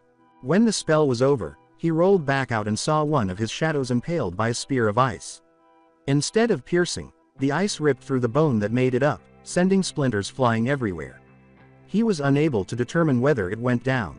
She launched a barrage of arrows that covered the area, and Akido chuckled, "You'll have to teach me that, Izuku." Even though he had never seen the spell before, he knew to hide and leapt into a building through a nearby window. Perhaps 5 seconds later, a bright light filled the world, and after a moment's silence, there was a boom. The rest of the windows in the building he was in broke due to the resonating boom, but he was not present when it happened. Ping. He opened one eye. Righteous arrow had an impact on you. This spell doesn't harm you because you're not a bad or undead creature. She was attempting to eliminate the shadows. In a flash, he cast a single shadow, making it conceal his position. Then, as quietly as he could, he flew to the opposite side of the interior and leapt through a window that was already broken. She forced herself to float a little higher as she made her way to the location where she last saw him. Izuku, I know you're hiding. While I'm proud you leveled your stealth, this is becoming rather annoying. He left it where it was and sacrificed more HP to cast another shadow. His plan did not require them to move or be hit, but they had to remain motionless to avoid being eliminated. Akido appeared to shimmer and move through the wall as he watched. Great, she's a ghost. He assumed the shadow hadn't been located because he didn't see or hear any spells or noise coming from the building. He jumped behind a car toward her last known location, taking advantage of the brief time she was inside the building. He started his plan the moment she glistened back into view, her back to the shadow. He leapt out from behind the vehicle and unleashed 2 spells. Pillars of Hell was the first, and after a brief pause, he released the second. As expected, she raised an ice shield, and he flung out Stinging Rain. Due to his limited spell repertoire, he was compelled to try out different spell combinations. One of them was the distraction he just threw out. Steam surrounded her ice shield as soon as the razor-sharp raindrops struck the pillar and vaporized. He was unable to see through it, but he was speculating that the tornado supporting her would swirl the steam as soon as the ice shield was removed. She would dissipate it after perhaps 5 seconds. After waiting for the sound of ice cracking, he gave the order for his first shadow to emerge and use one for all in her direction. He would be deceiving himself if he claimed he was expecting it to land. He was positive she had a spell that made it possible for her to see behind herself. Akido spun around and blew a tremendous amount of wind, which blew the fog away from her and neutralized one for all. Then, using the same premise, he ordered the second shadow to attack. The outcome of this one was the same, but he took advantage of the distraction to leap at her via one for all. She appeared to notice him and raised her other hand to cast another spell as the wind was directed toward the second shadow, which was beginning to crumple away. He did something that she probably wasn't expecting, even though it was terrifying to have a spell aimed directly at him. Using his quirk, he pulled her toward him with gravity. And he saw a startled expression on her face as he waited for the fleeting moment for it to take effect. He had to grab her before she fell after she crashed into him so quickly that she slammed her head against his chest. At him, she complained, "That wasn't very nice. Also, I still win." As he landed on his one good foot, he arched an eyebrow. "How so?" With flushed cheeks, she withdrew and gestured behind him. He turned to see a huge lightning bolt frozen in midair, and he said, "That's why." She grinned and stepped closer to him, saying, "I stopped at the instant I noticed you didn't see it. I win." Laughing, he raised his hands in surrender and said, "Okay, fine, you win." A second later, a portal opened, and Siren and All Might entered first. Nezu glanced at his tablet and then wandered through. All Might grinned at them and said, "That was magnificent to watch you two. Though I do have to say, I fear what either of you will become in a few years." "Thank you," said Akido with a smile. Izuku nodded and grinned at his mentor. As Siren approached him, she said, "You need more spells and harsher training pertaining to spatial awareness." Izuku laughed uneasily and said, "I guess." He didn't mean to ask a question, but he was unable to control his anxiety about her training. "We'll work on it next month. I'm busy this weekend." "Sounds like a plan." The principal turned to Siren and said, "Would you mind showing me your most powerful spell?" In a slightly squeaky voice. "I have to say, the power both of you let out was remarkable." "Why?" She asked, raising an eyebrow. He held his tablet and hands behind his back and said, a test. She narrowed her eyes at him and asked, what kind of test? He pointed to the surroundings and said, to see how strong I need to make the next training course. The buildings in the vicinity were leveled, as if a good bomb had detonated. Embarrassed, Izuku saw that Akido was staring up at the sky. Fine, is it okay if I add a bit more devastation? Sei nodded, letting out a sigh. Why not? Nezu nodded. She pointed to another portal that she had opened. Go back to where we were. Her face was filled with anticipation and excitement as Akido pulled his arm and said, let's go. You get to see a spell Mom and Sei created together. He and Akido followed Might and Nezu, who had already passed through, and said, this should be good. Sei sighed and sat with her legs crossed. The spell didn't require it, but she couldn't possibly be suffering from a headache because of the fluff ball. She began the spell's cast time with meditation. In a typical battle, a 1-minute cast time was nearly meaningless, but in an attrition battle, as long as you had extra mana for both attack and defense, the timer didn't matter. Her mother created the basic outline of the spell, but she added details after receiving her spell crafting perk. At first, she couldn't use it, but a year later, she cast it after forcing herself to black out. Capacity of mana reached. Here we go. Color bomb. About 50 meters ahead of her, a tiny portal opened, then grew larger in a split second. It began drawing the entire region, including the ground, into itself. The spell's only flaw was that it didn't care whether you cast it or not. She fled after casting the spell. Siren appeared a little lightheaded as she bounded through a portal into the watch room. No problems? Asked Akido as she turned to face her sister. Nope, just a little dizzy from the mana cost. He admitted to being extremely curious and asked, what exactly did you do? Sei grinned and said, watch. Nezu asked, how big will this be? How big is the arena? Approximately 5 kilometers across in each direction. 1 kilometer circle, centered on the original portal. Nezu let out a sigh and said, I'll have to see about getting special concrete for Smintos. Izuku returned his attention to the wall-mounted monitors. By this time, a good portion of the block had been ingested by the tiny portal, which was now beginning to rotate. This is the best part, said Akido, standing up and vibrating.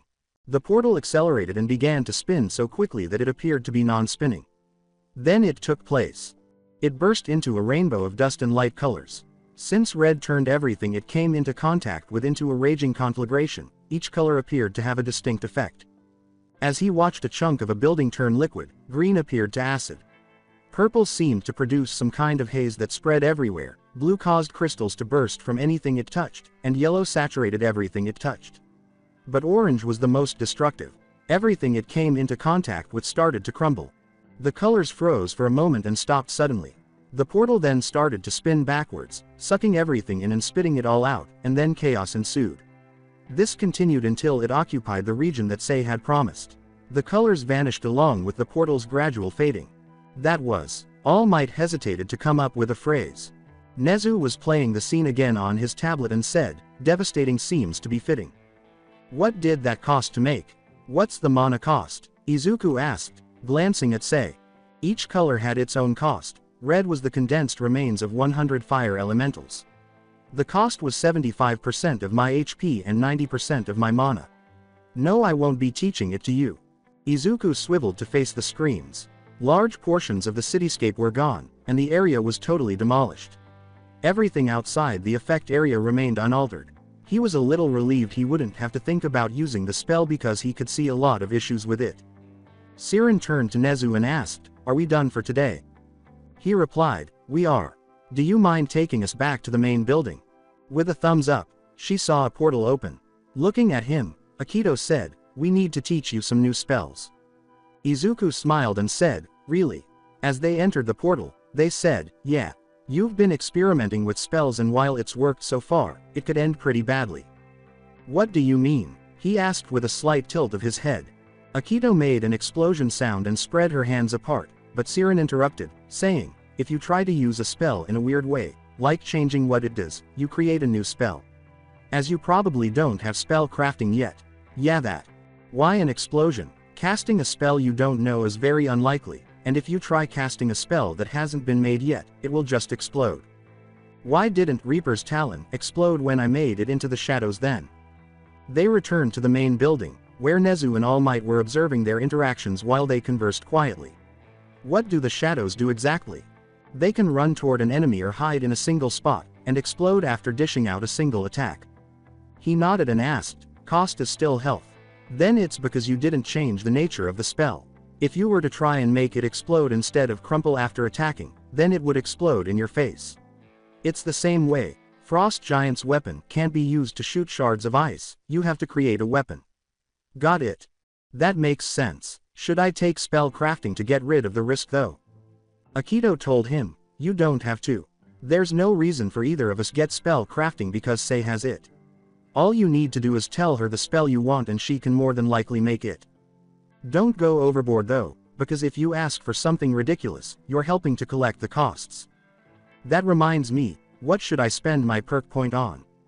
Children, they asked, turning to face Nezu. He waved before making his way back into the main building. We'll see you Sunday, have a nice weekend. Don't forget to see your mom. I'm pretty sure she mentioned something about food, All Might said as she approached him, grinning. He could feel his stomach rumbling, but he was unable to become hungry. All Might went back to the main building as well. I will. Thank you, sir. Siren unlocked a second portal. Let's go. We'll talk on the way. Hey, tell me about the biggest library you are aware of. While browsing the web, I came across a number of accounts of people possessing abilities similar to our own. Many of them won't work, but one inspired me. That sounds enjoyable. I need a few minutes to locate a location. After 10 or so minutes, a portal appeared in front of his door, and Siren emerged carrying an ancient-looking scroll. What are you doing? She asked with an eyebrow raise. He glanced down at his table and said, alchemy. She sat down beside him and moved a few things around, saying, well, even if you knew what you were doing it wouldn't work. You have the chemistry skill correct? She asked, taking a pinch of sugar from his pile of belongings. Alchemy isn't like what you see in movies and anime. It's a literal equivalent exchange, for example. Yeah, got it a month ago, why? He said, nodding. Watch. She placed the sugar on one of the star points and used his marker to write incomprehensible runes on the paper. Alchemy requires you to pay the cost of whatever you try to make. If you try to make water, you need to provide all components for it. When hydrogen burned in the atmosphere, water was produced. How do you provide the heat to burn hydrogen? She put her hands together and said in a language he couldn't understand, water's the easiest and first alchemical exchange you unlock. The star glowed for a moment and then dwindled. There were 3 coin-like objects floating above the now burned paper. She gave them to him after catching them in midair. There isn't a lot of each, but each coin contains the result of the exchange. To answer your question by the way, magic will normally provide the heat cold. On the coins, he used observe. Elemental currency. Incorporates.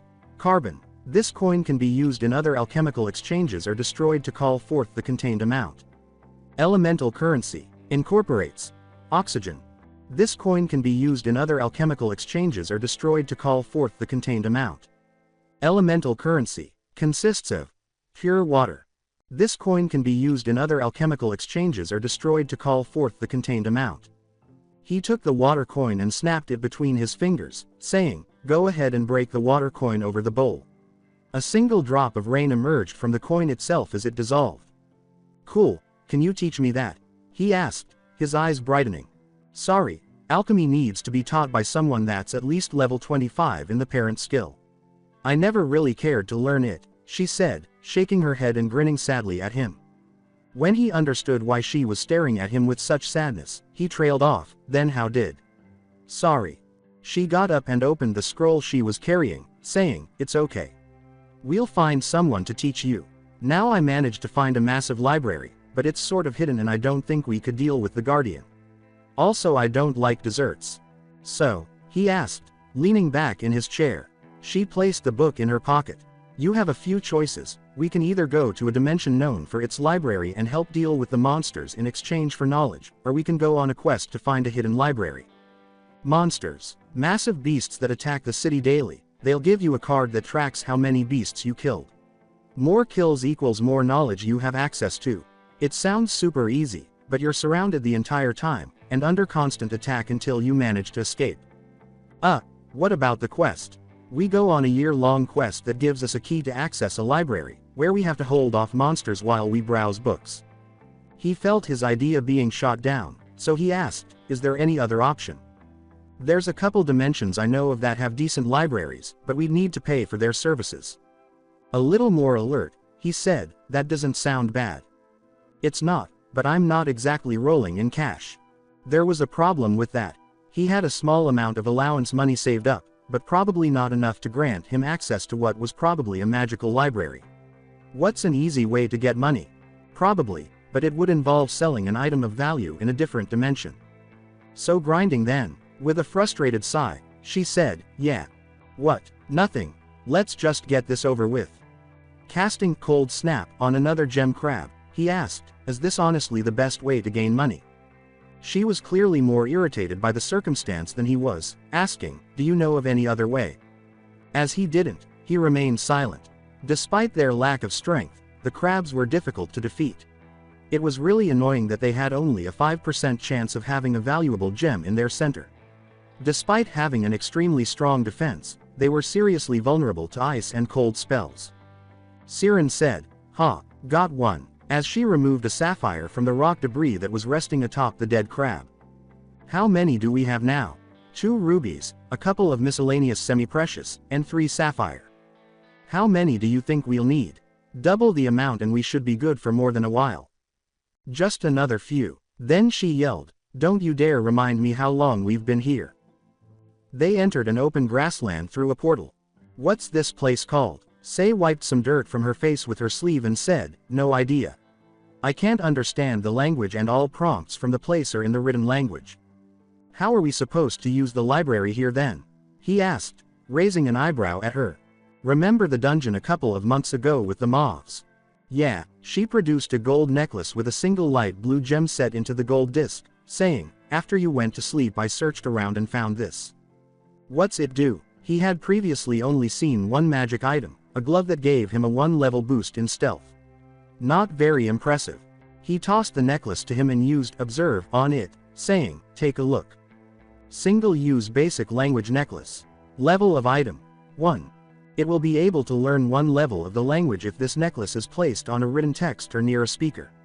The necklace can then be destroyed by absorption of this 1 level. Wow, you sure you're okay with using it on this? With a slightly giddy expression, she waved away his worry, saying, I didn't really have a use for it. I tend to spend long enough in a dimension to learn the language naturally. You ready to do this? She asked. Grinning, he said, yeah, let's go. Glancing around, he asked, where's the city anyway? She indicated a forest with taller trees the deeper you went. Through that forest, it's past the trees and in a ravine. He questioned, why did you drop us so far away? As they began their journey. They probably won't take kindly to people opening portals in their city, and so I can see your reaction once you see the city. After a half hour, they reached the edge of a huge cliff after clearing the last of the trees. Whoa, a city reverberated a blue hue that rained down onto the forest as it sat floating above the sea of forest. The city itself was an aura-producing jumble of hovering crystals and floating discs. With a small laugh, she said, you'll catch flies like that. Do you know anything about this place? He asked, completely unaware that his mouth had opened. She pointed to the bottom disc, which was not only the largest but also contained the largest building of all the discs. Nope, I found this place by accident when I was searching for a vacation spot. I opened a portal above the city and ended up falling into it. A quick spell and I landed safely, but I was apprehended by the city guard. On the way to jail though, I saw that massive building. When I managed to escape, I took a detour and went inside. It's a massive library with so much magic radiating off it, that you probably wouldn't need to waste mana to cast a spell. He turned to face her and said, wait, won't they just arrest you again? No, it's been a few years here since that happened, so I doubt I'll be recognized, she said, blowing a raspberry. Oh, her quirk's time component gave him a headache, and its rules varied depending on the dimension. Because of this, it was practically impossible to comprehend, unless one was traveling. How do we get in? He asked, turning to face the city. She started in the general direction, saying, I saw people coming in from this way using magical walkways. I assume it's still there. Where are all the people then? He asked, taking a closer look at the city. Sei and Izuku arrived at a marble platform, which was elaborate, with 2 upright posts on either side. Sei, where are the people? I don't know. This place was super busy last time I was here. If it was abandoned, then I still want to take a quick look. The books may still be there even if everyone is gone. He asked himself, doesn't that seem rather risky? As he surveyed the surrounding forest, he found some solace in the statement, I can just portal us out, I'm not ready to die Izuku. The smallest hint of trouble, and we're out of here. She began searching the posts, but as far as Izuku could tell, she found nothing. Now how do we work this thing? She asked. Maybe it requires mana. She began channeling mana into one of the posts after placing her hand on it. After a moment of hesitation, a glimmering light began to arch toward the city before dying and collapsing. She was shaking her hand, which had turned a little red, and saying, damn, that takes a lot of mana. As she finished, she glanced at him and said, new plan, we portal over and just deal with anyone that has a problem with it. And if they are stronger than us? He asked, raising an eyebrow. We run. He sighed and said, all right, let's go. Sei passed through a portal that opened without him having to say another word. Izuku followed after. There was nothing loud or explosive coming from the city. Another portal was open just 2 feet in front of him, and it led through a forest that appeared to be serene. He entered the second and was surrounded by a huge labyrinth of crystals, pipes, and stone. Siren was in the center of the road, directly in front of the enormous library. Something major must have happened for this place to be abandoned. Last time I was here, this place was bustling. It's kind of unsettling to see it empty. Izuku noticed that the street was deserted, which was unsettling. The buildings and road were constructed of a dark stone that gave the impression that they were underground. The piping that covered the street seemed to be silent, and occasionally a crystal that emitted an aura strong enough to light up the surroundings would hang in the air. He said, hey, are you sure it's safe? As she dug into her pocket, she produced a sealed jar filled with a liquid and said, yeah, if a monster did this, then there would be blood and destruction. If it was some sort of natural disaster, we would have seen some sort of wide-scale ruin. I'm about to check if anyone is alive, so give me a second. He tried to look more closely, but it was too blurry. What's in the jar? He asked. She stated quite bluntly, eyes of a skeleton. What? He made a face. She placed them on a nearby ledge and began searching her pocket once more, saying, literal eyes of a skeleton. Why do you need it? Create a spell. You just happen to have that in your pocket. She gave him a look and motioned for him to approach. She enlarged the portal in her pocket so they could see inside while he was doing it. About 40 jars of the same murky liquid were arranged side by side. She resized the portal and carried on searching, saying, I'm almost always prepared to make a spell. A few seconds later, a piece of shriveled meat was extracted. Okay, what is that? Nose of a wolf. She handled it while wearing a glove. Trust me, I don't like having to carry this stuff around. What spell are you making? What do you want to call it? She asked with a shrug. What? He asked, looking at her curiously. All the spells you use were named and made by Mom, she explained, grinning at him, adding, you get to name when you create a new spell. So that's why it sounds like all the spells were made by a mythology geek? He inquired, laughing. He laughed, and Sei said, yep. A new spell was made after a name was thought of and the expenses were covered. He got a new pop-up after she shared it with him. A new spell was discovered. Hunter's Sight level. 1 XP. 0.00%. This spell makes it possible to detect both living and dead things in the area. You can only use one sight spell at a time. 100-meter range. 100 mana per minute is the cost. As he cast the spell, he said, this is handy, why didn't you make this before? Because I already have a way to sense the dead and living. Everything turned black, gray, and white due to the spell. He glanced at Siren, who exuded a blue aura that contrasted sharply with the saturated hues. Then why make the spell? She separated her eyelid and uttered a spell, because. Her eyes darkened slightly and took on the appearance of a demon's eyes. I don't think you want to go through the same process as me. Involuntarily, he swallowed and said, yeah, no thank you. As he said that, she burst out laughing. As she struggled to speak, she said, that was funny, as all hell. His cheeks were flushed, and he said, not cool. Just a joke. I actually just use the senses that come from my quirk, she said after she had calmed down.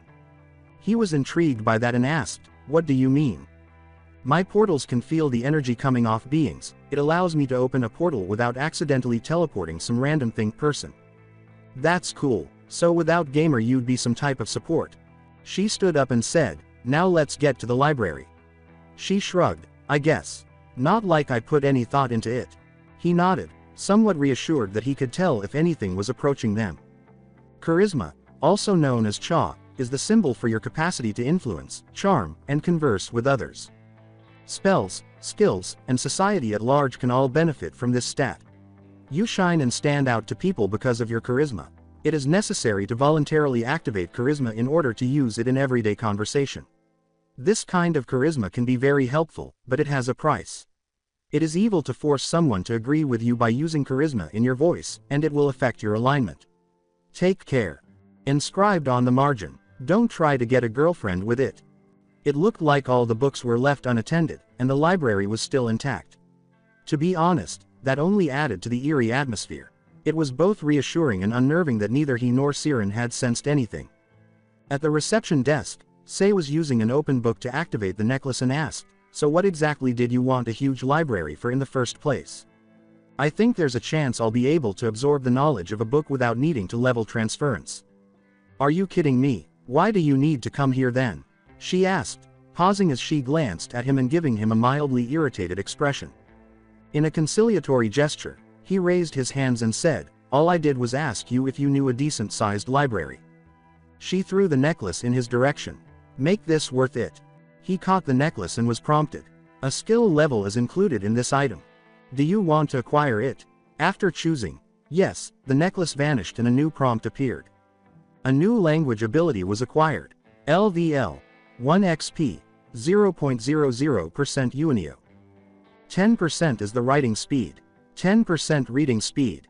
What's the language called? Unio. Japanese Izuku. He scratched the back of his head and said, "Sorry. It's called Unio." "Let's get to it then. What are we looking for?" "Any book that seems to explain stuff." While Izuku occasionally read a title, they chose a hallway and wandered around. If there had been actual people in the library, it would have been incredible. Every surface was surrounded by shelves that extended to the ceiling. The ceiling of the side passage they passed through was curved, but that didn't deter the makers. Rather than allowing that to deter them, they had secured the books with magic. Additionally, each shelf had a dull light along it that illuminated the book spines and lit the hallway. This is very cool. However, I'm curious how they discovered anything. Each book he perused appeared to be somewhat arbitrary. He turned to see her pointing to a tiny sign carved into the wood, asking, "Izuku, what does that say?" "If help is needed, please seek out a nearby bookkeeper." "Do you see any sign pointing to one?" she hummed. He shook his head and glanced around. "No, I don't even see signs for bathrooms or anything. I guess it wouldn't really matter. I doubt someone is still working while this place is abandoned. Let's keep looking."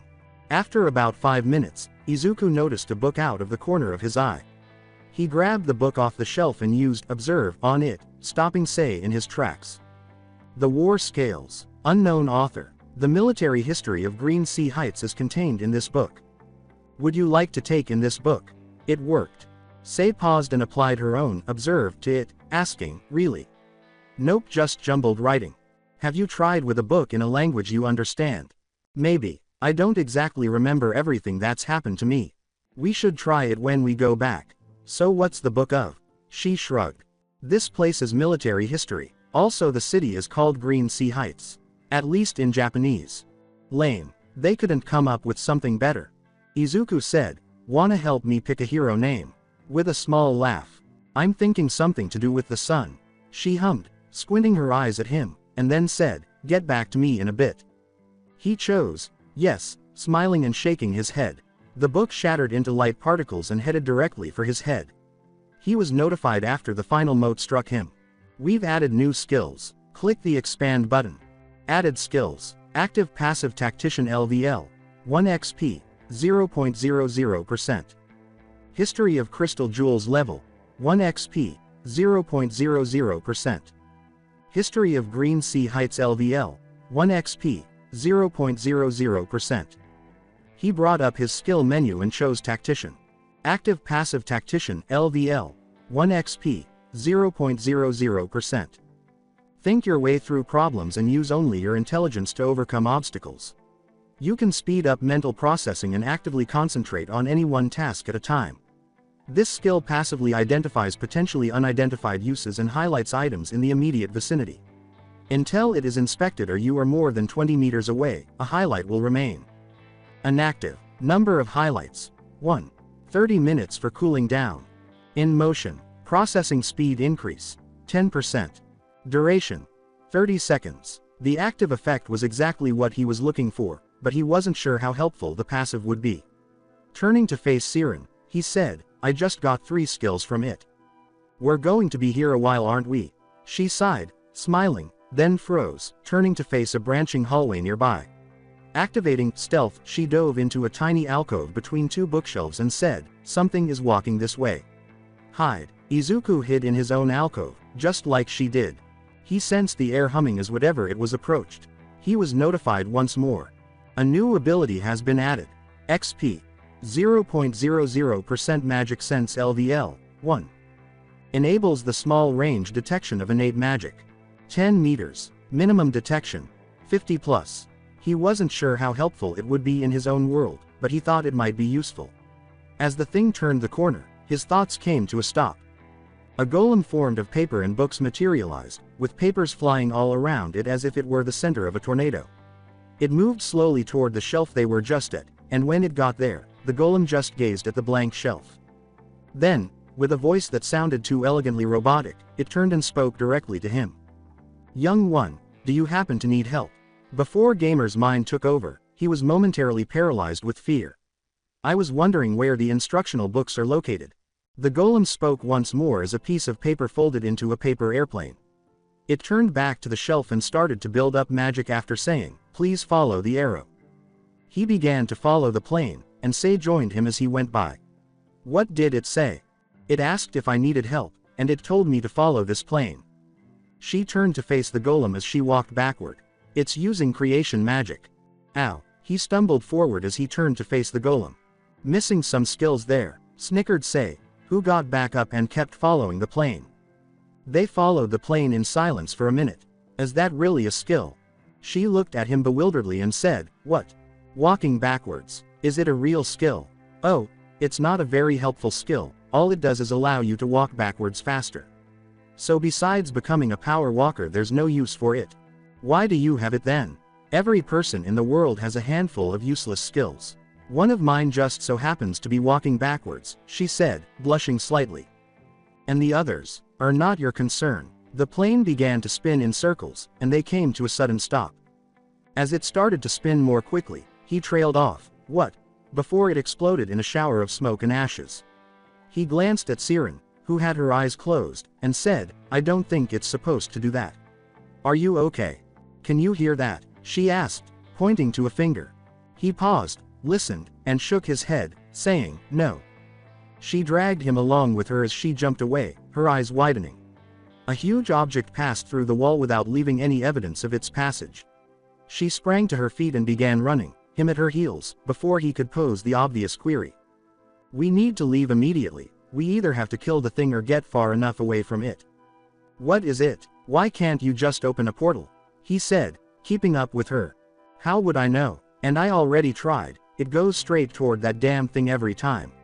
She glared at him angrily, and he kept his mouth shut as they ran through the twisting hallways. After just a few minutes, they leapt the 12 stairs that led to the street level. Sei sprang to her feet and spun around. She already had spells ready in her hands. He turned, enchantment in hand, and instead of rolling, landed on his feet. At Aki's request, Sei created a spell specifically for him. Body of Gods. See details of the new spell below.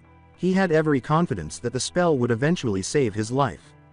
The price was reasonable but a little crazy.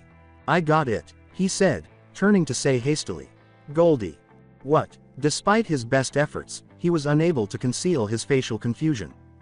You asked for a name, didn't you? Is this really the time?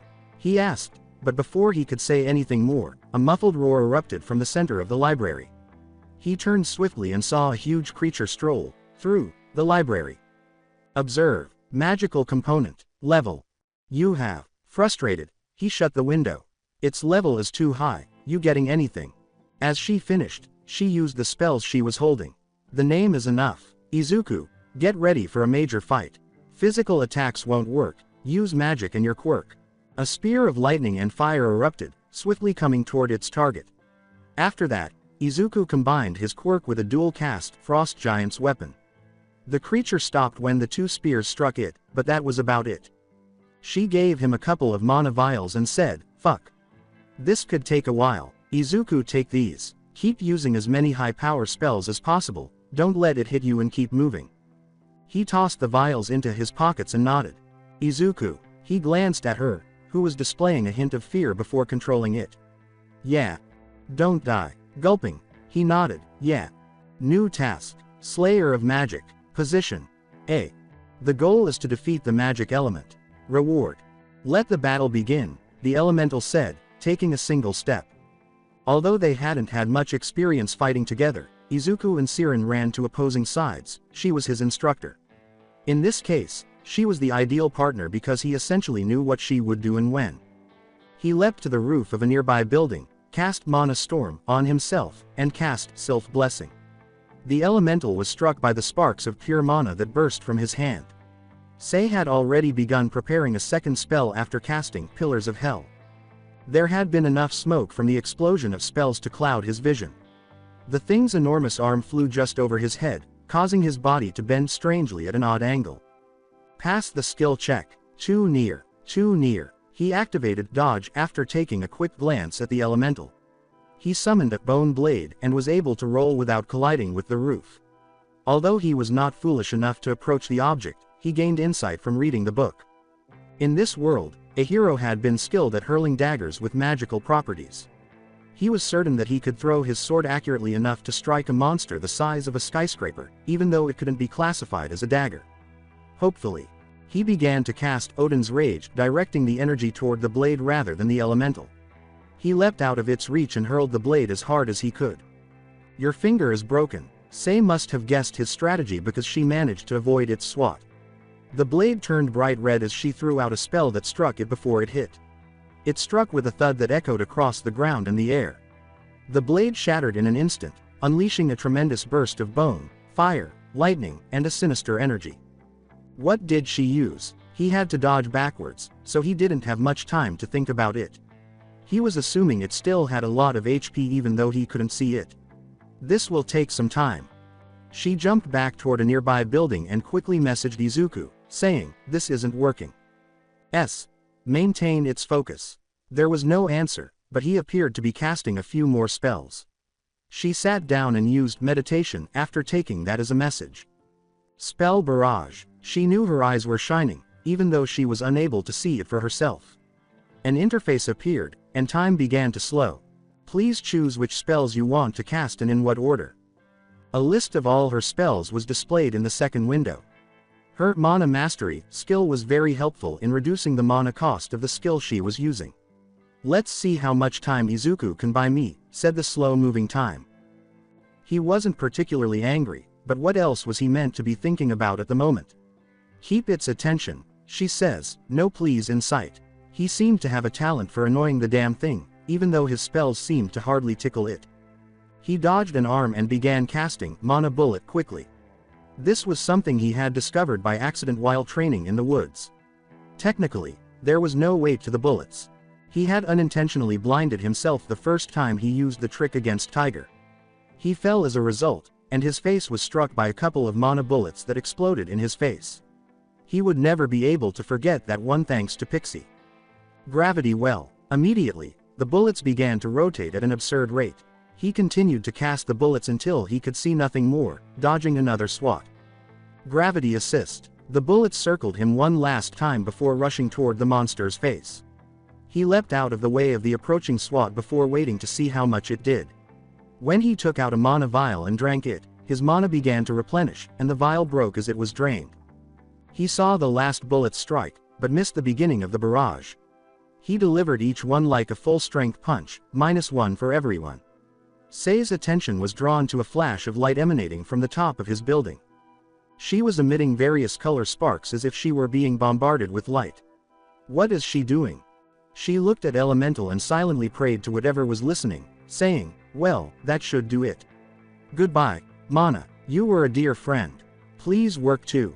Izuku ducked under another blow and leapt as far away as he could. The creature turned at an unusual rate as if it noticed why. The speed of this thing is increasing. What's happening? Although it was already quick, he had observed that it was becoming faster with each spell. Then a tendril of energy sprang from the elemental and slashed out at him as he was falling through the air. He wasn't a miracle worker, but Sylph's blessing gave him a boost to a gi and a significant jump boost. He was struck so hard by the tendril that he crashed into a nearby building.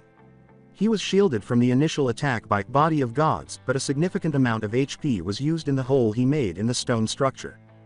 He moaned as he got back up and watched as spell after spell was cast, saying, let's not get hit again. He could swear he saw a giant cat made of lightning, as well as ice fragments, balls of flame, and a ray of purple light. If it weren't for Gamer's mind, which enabled him to recognize a serious problem, he would have been in shock. Each spell performed its function, but the object appeared to absorb some of the energy and become stronger. He sent Sei a brief message. Some of the spells are being absorbed by it. I understand. Reflecting, I hope she finds a way. He cast Body of Gods and Sylph's Blessing on himself once more and began incorporating his own spells into the battle. What could bring down this fucking thing?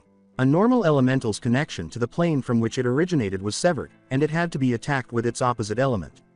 They tended to float because they were only partially in this plane and were unable to influence the physical world.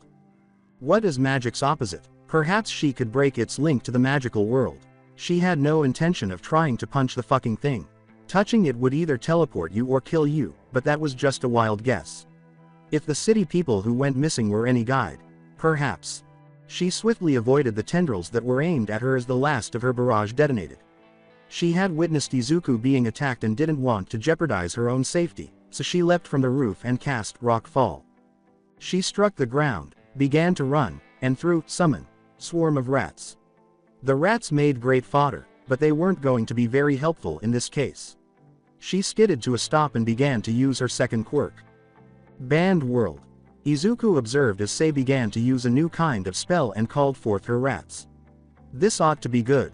She was surrounded by a translucent black orb that swiftly expanded to enclose the monster and more. He got a notification as soon as it hit him. At present, Dimensional Traveler, Banned World is having an impact on. There is no such thing as long range, short range, dimensional, or planar teleportation. Does her own peculiarity contradict itself? That was not very logical. She lost the ability to call forth additional creatures as well. Ping.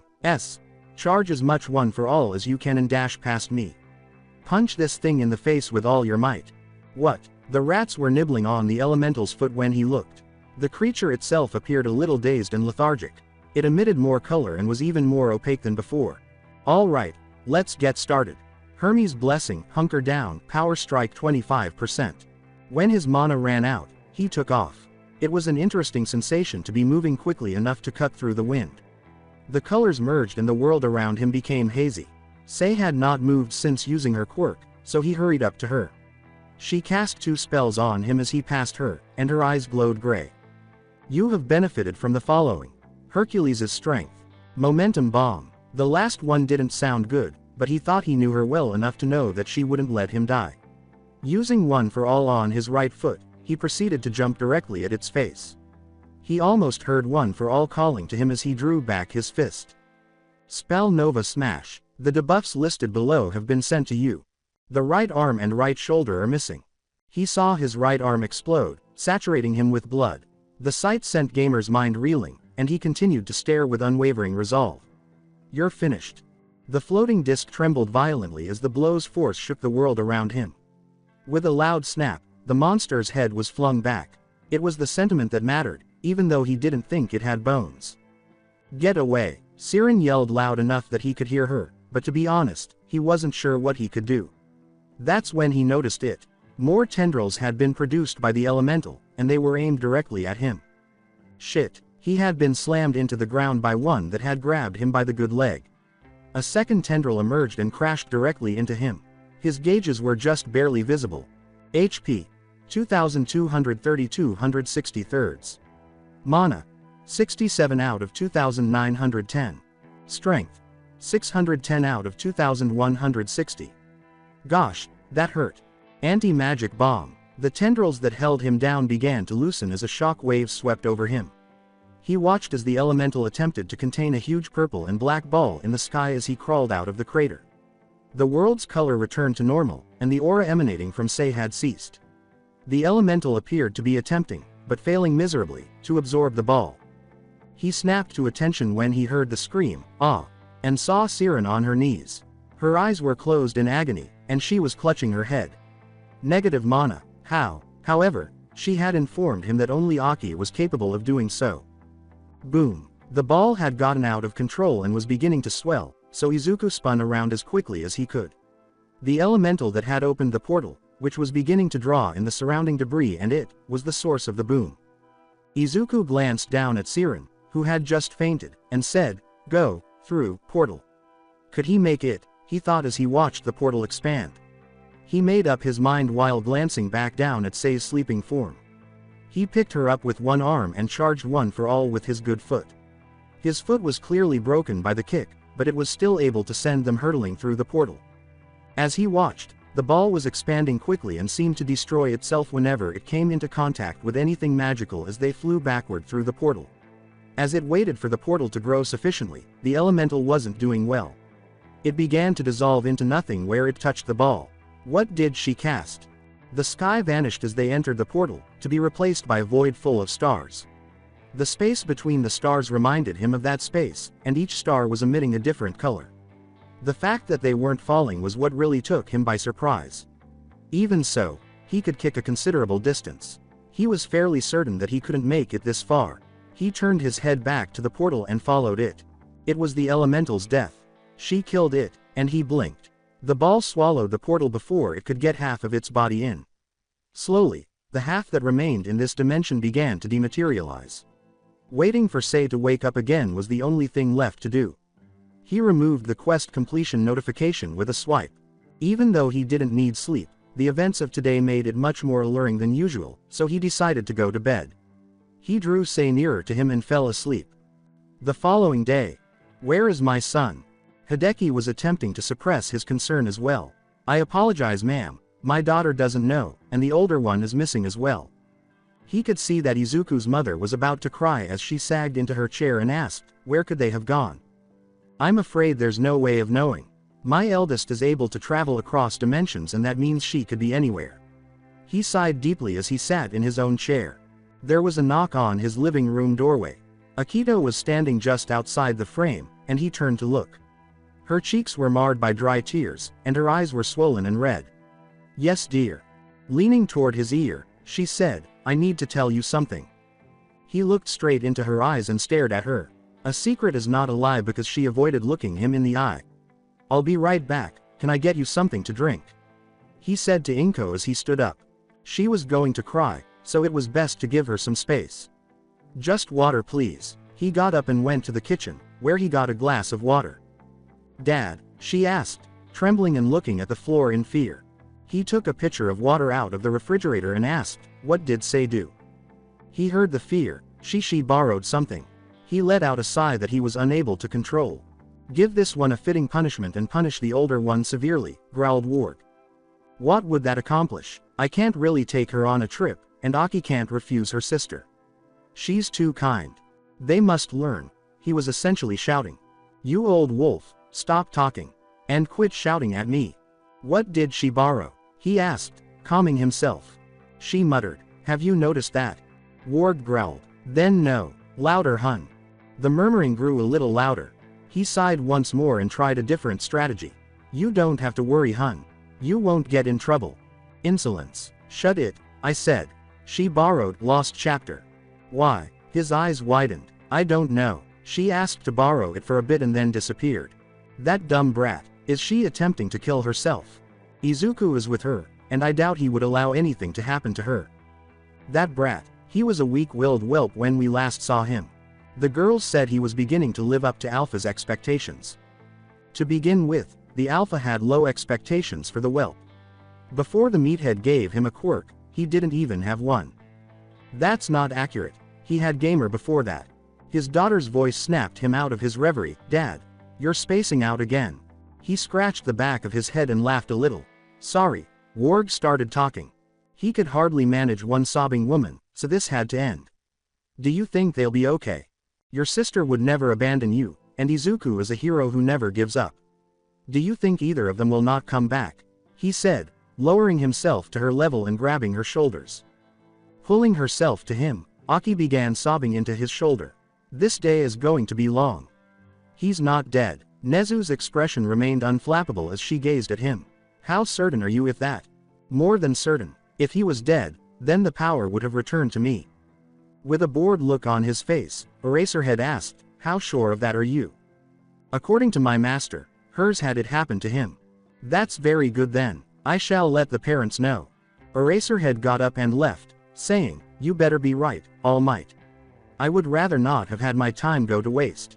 As Nezu's office door shut, the proprietor said, he is worried. He just has a hard time showing it.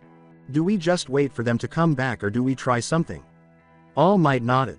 Nezu folded his hands under his chin and took on a contemplative look. I'm not sure if there are any heroes who can talk between dimensions, let alone travel between them. They all sighed together. She was becoming a little irritated that she couldn't read the hamster's emotions on the phone and asked, what do you mean he's gone? He and the older sister of the two you met the other day have gone missing. We have no way of contacting them, and the only details we have are that they are in a different dimension and that Izuku is alive. So you're giving up? She growled into the telephone. No, we will try everything we possibly can, but there's no guarantee that they will work. At least that was something. I'll be there tomorrow. Tell All Might to be ready. We'll go over the plans tomorrow then. I'll let All Might know. Click on. Frustrated, she tossed her phone into a stack of pillows. Fuck. The emotion fit, but she didn't know why she was so irritated. She had no right to keep it from the team, she would have to tell them. How could that possibly work? She can't even call someone across the city. How are you going to get her to get in touch with someone who lives on another planet? Nezu was growing irritated with her, so he said, it was just a thought, Mandalay. Please calm down or I'll have to ask you to leave. The fact that they were failing to provide real answers was starting to irritate her. The only person she could reasonably stand in the room, All Might, spoke up. Isn't there a sidekick who can mentally connect two people together? Couldn't they do something? I've already contacted them and they say they need to be able to touch the two people at the same time. Perhaps he wasn't worthless. Is there anything the girl who stayed has that could support or encourage someone else? I have already asked her father and he says she doesn't have a way. Fucked. All Might sighed deeply. I guess we're going to be stuck waiting. I'm heading out. All Might, I'll see you next week. As usual, the hamster was letting off blue. Goodbye Mandalay. I hope your week becomes better. Yes, let's hope so. All Might stood and followed her out, saying, I'll be leaving too. I have a busy day tomorrow. Purple. He said to her, I'm frustrated too. I wish there was more I could do for him, and shut the door behind him. I'm in the same boat, she purred. If you don't mind me asking, why do you care so much? Violet. He became a part of my team, she shrugged. We never abandon one another. What's his team name? Asked Green with a smile. We chose Lion, she smiled at him. With a deep green laugh, All Might said, that's more than fitting. I'm sure he'll hate it. He's not supposed to hate it, she said, crossing her arms and huffing angrily. I'm sorry, that came out wrong. I meant he'll do everything he can to get you not to call him that, All Might said, raising his hands in a conciliatory gesture. I think Pixie and Rag will never stop, she said with a slight smile. They arrived in a calm silence at the parking lot. Thank you for taking in my protege. I wish I could train and take him out on my own. Red said, bowing, before turning to go to his own car. Please get up. The thought of the number one hero bowing to me bothers me. You don't have to be concerned about that, he will always have a place with us. Thank you Mandalay. They nodded and stood back up before leaving. A week prior to the UA entrance examination. Well, that's about as good at lying as you'll ever get. I suppose this is the last lesson then. All Might chuckled. I'm afraid so. Additionally, we will not be able to hold the lessons. This year, I'm teaching at UA with you. Putting a hand to his chest, All Might nodded and said, I look forward to the opportunity. Considering the moment, she got up and began to walk with All Might outside to the parking lot. If you don't mind, she said, turning to him. He grinned. From what I can tell, he's perfectly fine. If he was going to show up, it should be soon. He wouldn't miss this for the world. I think. She smiled back, and All Might's phone rang. Hello? He asked, his eyes widening. Green. Where? A moment's silence. I'll be there in a couple minutes with a guest. He ended the conversation. What? She asked, raising an eyebrow. You're driving. He's back and waiting at his mom's house. He grinned broadly at her. Really? She swore as her heart skipped a beat. Like that? He grinned and nodded, saying, told ya. In an instant, they were in the car and driving off. Little lion, you have to give me an explanation. Izuku, you have to fight to stay alive no matter what. Don't give up. The world needs you, even though I know it can be difficult at times. Dimension of magic. Izuku woke up with a start and made an unsuccessful attempt to stand. First of all, it was difficult to float around in 0G, but Sei was keeping him steady. He noticed that over 8 hours had passed when he checked the clock on his HUD. His jacket and shirt were ripped apart, but his arm was back. Why was she still asleep? She didn't react when he tried to prod her. Observe, her stats had not changed much since he had last seen them, but what really caught him off guard was her mana. Hail Siren, level 32, 2340 2340 its HP. Mana 5945 minus 29,991,346. 2625 2625 stamina. That's a problem. He took out a mana vial and filled her mouth with it. He was prompted by her body's automatic drinking of the contents. This creature is doomed. Other than natural, all forms of mana regeneration are ineffective. Well shit. Glancing around, all that was visible were multicolored lights and empty space. How am I going to get us home? He could probably borrow her quirk, but none of his skills would help. Changing from dimension to dimension was the only problem with that.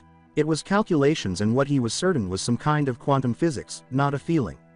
He could just dial it at random, but it was way above his head. It might kill them or take them to a better place. All right, I'm going for it. The window opened as he chose perks from his upgrade menu. He made his choice by scrolling down until he found the right perk. A new benefit has been added. 2 Wisdom, level 1. You will see an option menu to modify your new AI shortly after you close this window. Well, things ought to get interesting now. This menu can never be opened again, it will only show up once. Would you like to continue? First step. Voice. Please choose your preferred voice. He was presented with a drop-down menu that included almost all of the voices he had ever heard. Since he didn't want the voices in his ear, many of them were eliminated. Others were out because he just didn't know who they were. Those who stood out were those who held great personal significance for him. It would be awkward to have his mother in his ear, and he didn't want to use either of the girls. Mandalay was also absent. The thought of 2 of them conversing in his mind would give him a headache he could not fathom. All Might only had one choice, but he wasn't sure if it was the right one. Which voice would it be? Mighty or small? Would it alternate between the 2? Who knew? Then he noticed it. That's the one. He decided on it. Step 2. Characteristics. Depending on your preferences, you can either pick the voice's personality or your own. 0/10 options chosen. He didn't want to spend too much time going through every possible combination, so he decided to go with the default. Step 3. Give a name. What do you want the AI to be called? With a slight smile, he said, Cat. Successful setup. He waited for someone to say something, but nobody did. Hello, hello. The voice was lively and light. He remained silent for a while before she spoke just as he was ready to ask. I know you have a lot of questions, and I would love to answer them, she said in a much more solemn tone. However, I am unable to. Why? He was unable to control the melancholy in his voice. Silly. I only know what you know, she said with a laugh. What you see is all I see. I own your feelings, your memories, and your senses. I'm not related to the real cat. That made sense, he supposes, but it was still awful. What are your thoughts on teleporting at random? To even ask, in my opinion, is a ridiculous and utterly foolish idea. You should just go ahead and do it. We don't really have any other choice. Then let's do this, he said with a sly smile. He got the notification and called out to the Quirk after reaching out with transference. Sei described her quirk as being similar to hurling darts at a map, wearing a blindfold. You'll eventually figure out where to throw it to get where you want to go, but most of the time you wind up somewhere you don't want to be. Here goes nothing. They ripped open a portal in their path, passed through it, and began falling toward the ground right away. It looks like we're falling. I advise opening a second portal right away. You think. He did that in a flash, and it revealed an ice field of some kind. They flew a short distance through the air on pure momentum before colliding with a massive mound of snow. For a minute, he lay there grateful that he had not opened into a hellscape or a fire dimension. Kat appeared to be coming down from her adrenaline rush as she laughed aloud. Would his adrenaline start to affect her? The quirk has ended. Maybe it's some sort of frozen hell, she asked himself as she calmed down. I would prefer not to be concerned about that. All right, take the girl with you, and let's go exploring. He got up and crawled out of the hole, wrapping Sei's arms around his neck and saying, yeah, give me a second. Does cold resistance qualify as a skill? If it weren't, we wouldn't sustain any damage from cold snap. Good point. Until we find a safe place to put her down, I suppose we'll wander. He emerged from the hole at last and looked around. The only things he could see were snow and ice.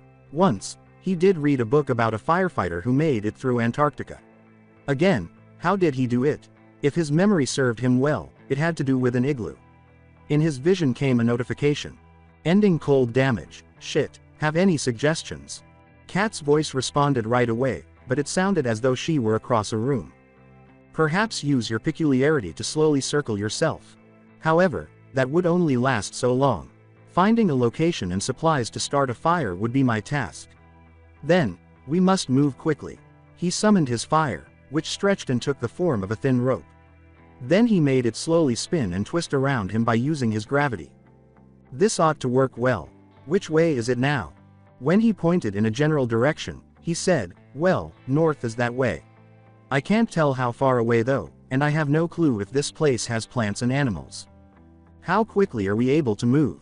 Sprint is at level 18. The cost isn't so bad anymore, but like my quirk, I can't keep it up forever. If I don't run into any problems I can get 4 or 5 hours of running before needing to stop. Then move forward. Good news, too. Her voice jumped to the top of his head. What? We won't suffocate to death. What? He never even considered that possibility. In space, you won't suffocate. Sei mentioned being stuck in orbit when she was younger, according to what I could recall from your memory check. Therefore, I don't think we'll have any breathing issues. That's great. You can just do that. Yes, go now. You're blazing bright. He started jogging while carrying Sei's unconscious body over his shoulders, gradually increasing his pace until he triggered sprint. This place really is dead, isn't it? They had left the landing site about 2 hours earlier. Things were not going well. They had not discovered anything, even if they had been moving at full speed without encountering any issues. All they had discovered were ice cliffs and more snow dunes. She sounded irritated as she said, we could still use my idea. He breathed deeply. We don't know what would happen if we did that. It could cause a massive amount of damage to the surrounding area that we can't deal with right now. All right. He sensed the crossed arms but was unable to see it. Then make your stupid hole. He cancelled the rope and started to dig a hole in the snow with his flames. The snow was easily melted by the fire, but it was immediately frozen back by the cold surroundings. A shell of ice formed around the opening as a result, and he crawled through it. For now, it would have to do, even though it wouldn't be comfortable. Before you become ash, get some rest. In the event that something occurs, I will wake you. He sat down and embraced Sei, holding her to his chest. In addition to providing warmth, it also kept her off the freezing ground. Thanks, Kat. I'll talk to you in a bit. The sun had already set and it was freezing when he woke up. You really need to heat up. As his teeth chattered, he said, good idea. He called forth 3 balls of fire and drew them near Sei and himself. He began to warm up, moving them slowly around the girl and across his body. The feel of Sei was warmer, too. All right, what do we do? I don't know because you still have a while before you can use transfer. Simply remain here and stay warm. Consider developing new abilities. He hummed, thinking about that, you need to become a space heater. He made a deadpan face even though he couldn't see her. What? I mean it. Any ideas then? Consider concentrating on heat rather than fire.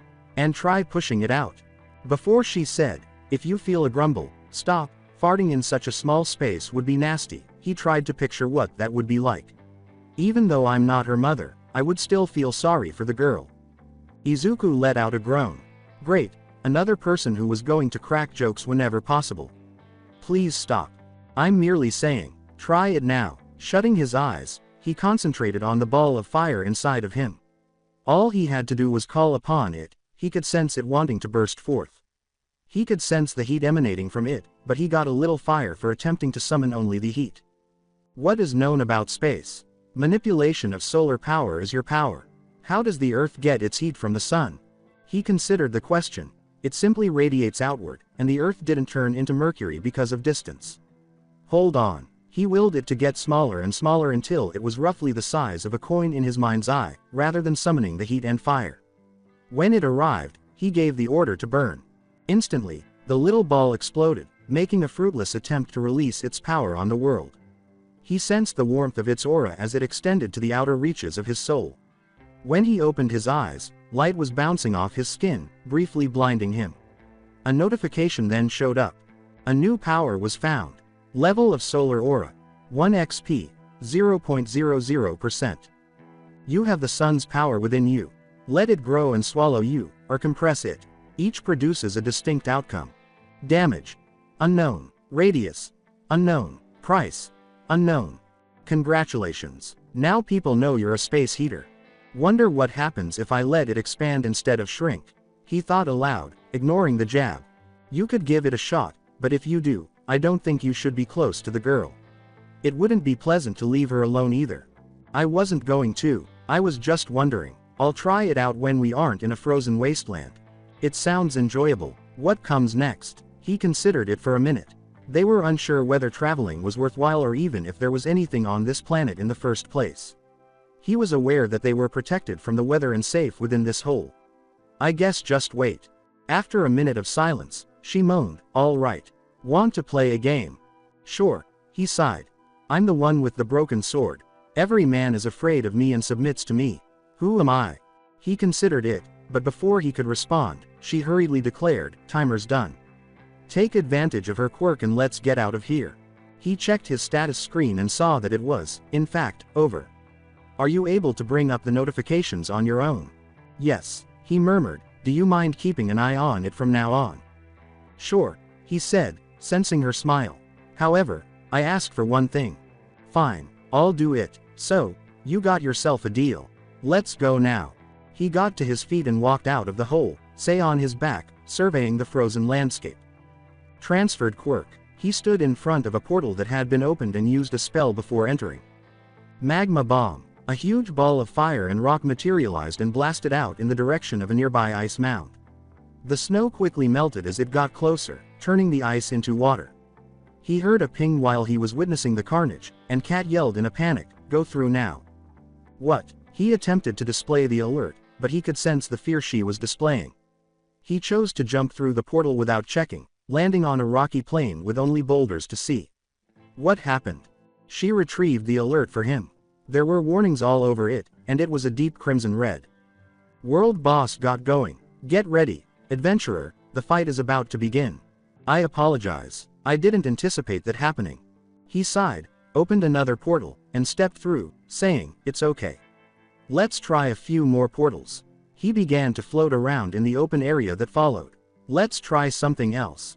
It's a good idea. I do not wish to fall into a black hole. He opened a portal in their path and drifted through, saying, unlikely, but fair enough. He was about to open another portal when the quirk ended, and the portal emptied out into a reddish landscape. This place looks interesting. Let's explore it. How so? He was astounded when he looked up at his surroundings. Huge plateaus that vaguely resembled tree stumps were scattered throughout the area. What in the world is this place? Mars is red, isn't it? After receiving his quirk, astronomy became a major area of focus for him. Supposedly, I never bothered to ask the girls if they'd been. Considering the way the sky looks, I think this place has a dead core. Maybe we can find some water. For him. He had merely pleaded with Mandalay to grant him access to the internet. She let him use the computer in the dorm hall the following day. Yes, you're a nerd. Come on, let's find your water. He let out a sigh. It appears that this place was once alive. He could tell they were close to the equator, but they had discovered signs of flowing water. They didn't have time to travel north or south, and the poles were their best option for ice. I'm curious to know how this place appeared before it died. I don't think there's a way for us to figure out either. This place is super strange though. Nothing I've seen or smelled suggests that this is a normal dead planet. It's like something from a poorly written sci-fi book. Nothing makes any sense and none of the facts align with how it should be. Did the science geek just disparage science fiction? He could hear her voice cracking with laughter. Don't even get me started. Should we find a place to sleep? The sun is about to set, she said with a little giggle. He glanced up at the binary star, two suns that revolved around one another. Probably. I don't want to know how cold this place gets at night. The following day. Yeah, this place is lame. This cavern was the only destination of the underground tunnel they had discovered at the foot of a stump. They had traveled through numerous pits, a frustrating number of cramped spaces, and the entire night to get here. The fact that Gamer didn't turn this into some kind of dungeon is kind of lame. You know that would be bad. The girls and I couldn't do a dungeon. I doubt I could do one by myself. Yeah, but it would be enjoyable. Not if I die. Yes, yes, yes. By the way, our cool down is complete. All right, give me a minute. They had discussed how to move forward from this point during the descent. In addition to holding one of his final mana vials in his hand, he had to cast Body of Gods on himself before proceeding. Ready. Let's do this. A mental fist pump was visible to him. He grinned. He could grow accustomed to her presence. She was willing to do anything and was a wonderful travel companion. He got 2 pings after letting his quirk tug on sirens. Congratulations, transfer was successful. We leveled up and unlocked something really helpful to us right now.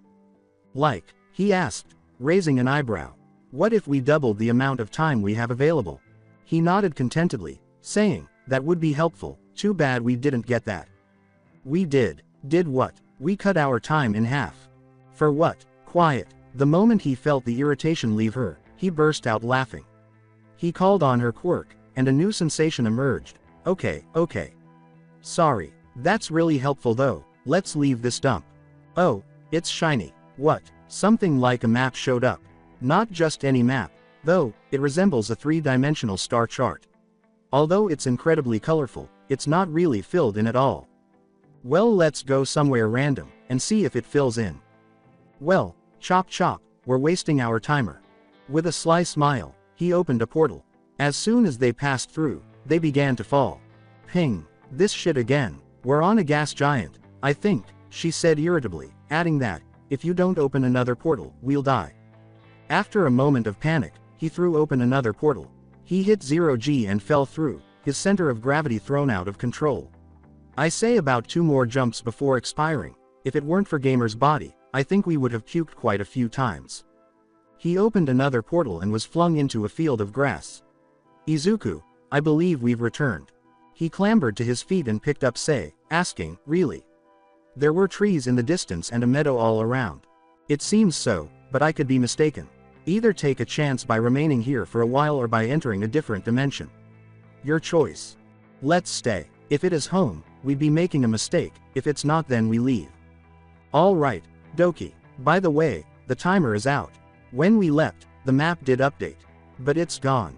That's good. Let's try to find a town. He could smell the slightest traces of smoke rising through the forest as he bridled Sei and descended the slope. By the time they reached the tree line, he began to smell something strange and the scents of wild animals. It might be a monster. He could feel her enthusiasm. Yeah, let's hope not. It's getting stronger. Smells like morning dew and fresh cut wood. We're on our way there, correct? Might as well. As they walked through the forest, they fell silent. He detected a scent as they passed through the shade of a rather large tree. The smell is back. Look for prints. He turned on natural tracking and began a thorough search for any traces. Footprints that were roughly the size of his thumb began to stand out. It is elves, she whispered. I'm pretty sure elves are supposed to be human-sized, he snorted uneasily. What are pixies? He thought, sensing her arms Crossing. He was about to respond when he noticed an odd odor coming from the wind. He hurriedly cast Sylph's Blessing and leapt into the surrounding foliage, saying, "It's coming." After a few minutes of waiting, he saw something rush out of the surrounding bushes. Well, we're not on this planet. I'm not joking. They were 2 in number. Though not taller than his shin, the creatures were humanoid. One was deep purple, and the other was light blue. They wore leaves wrapped around their small frames and had 2 sets of arms. They were talking animatedly to each other and searching the ground where he had been. They look so strange. Do you believe they are trying to find us? A sharp object pressed against his throat. Nigar vo hatra. Before Gamer's mind took control, he panicked. He didn't understand these things, and he wasn't sure he could explain himself to them. I apologize, say. He cast Hermes' Blessing on himself after slipping his hand beneath her shirt. As the thing behind him spoke again, the shirt that covered his cast came to an end. But before it could finish, he dove to the side using his increased speed. Unprepared for his spectacular departure, the creature stood in a state of shock until it calmed itself. He saw the bow emerge and the blade vanish in a glimmer. Run. No duh. He took off, bobbed and weaved as quickly as he could. Arrows began to fly by his head, tearing pieces of wood off trees where they struck them. Dreadful spirits. Although the shout wasn't directed at him, the question that followed was, aren't sprites meant to be guardians of nature? I honestly couldn't care less right now. We need to find somewhere to hide. Keep an eye out. I'll lose them in a second. I got it. He leapt as hard as he could and shot out of the canopy, building up one for all into one of his toes. To help with the search, he allowed his concentration to wane a little. It was clear that the forest needed to be easily defended because it was unsafe to go anywhere near it.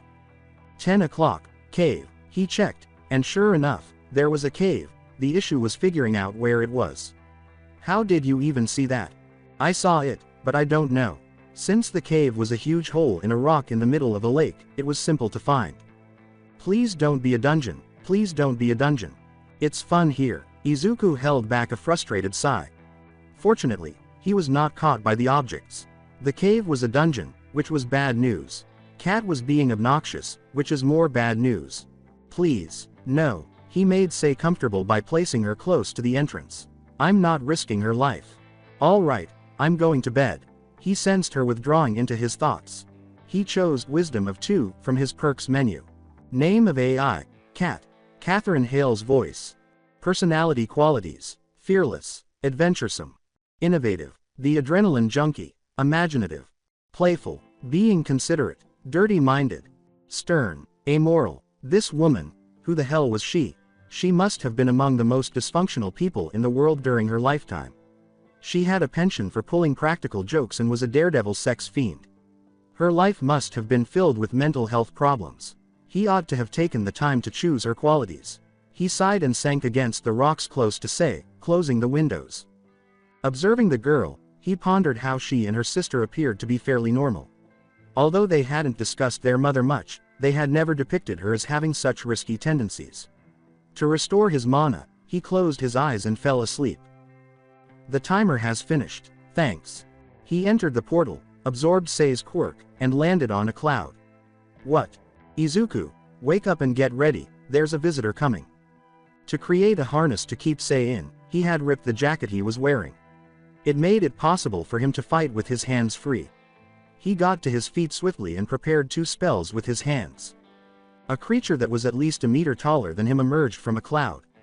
The man was dressed in a kimono that was dark red and adorned with gold. Having not studied or even read ancient Japanese since elementary school, he spoke with an old Japanese accent. The sentence structure sounded to him like nails on a chalkboard, even though he was picking up words here and there. In the hopes that the man would understand him, he said in contemporary Japanese, "I'm sorry I don't understand you. Kids these days, disrespecting their culture. Who are you?" The man sneered at him. The stutter that came out was unavoidable. My name is Izuku. How did you get here, Izuku? I used my friend's power, he said, pointing to the girl beside him who was unconscious. She can jump between dimensions. The man hummed, and a fire-breathing butterfly swooped up to him before he spoke. Izuku heard faint whispering as it landed on his shoulder close to his ear. The man turned to him as the butterfly blazed up and vanished. He turned and began to walk over the little hill of clouds, saying, "Stupid one, follow me. My lady wishes to speak with you." "What the fuck is it taking place? You read my thoughts. Hurry up." Izuku leapt and rushed in the man's direction. A sight that nearly knocked him down greeted him as he crossed the hill. A huge bathhouse in the Japanese style was situated in the center of a cloud bowl. The main bathhouse was surrounded by smaller ones, and he occasionally saw eateries. The man continued toward what appeared to be an entrance in the form of a torii gate. Izuku trailed his guide closely while observing the occupants of the surrounding structures. People flirted with one another, drank, laughed, and wore a wide variety of colors. They all appeared extremely youthful, and everyone who saw him was fixated on him.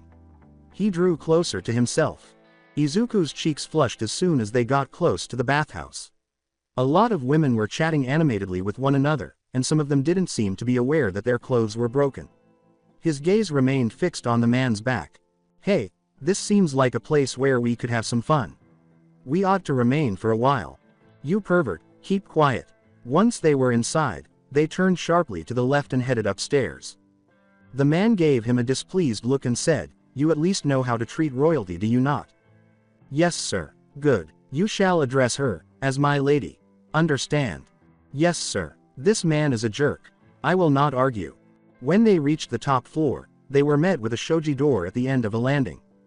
He walked through and said, "Wait here. How are we going to get out?" "How would I know? I have no idea, but get ready to run. We probably could run if necessary, but we ran out of time to create portals. Get your items and spells ready." He took her advice and activated Sylph's Blessing and Body of Gods. He kept the spell ready for Hermes' Blessing, the only one he needed to prepare. He used his common sense and broke something that Sei had given him months before.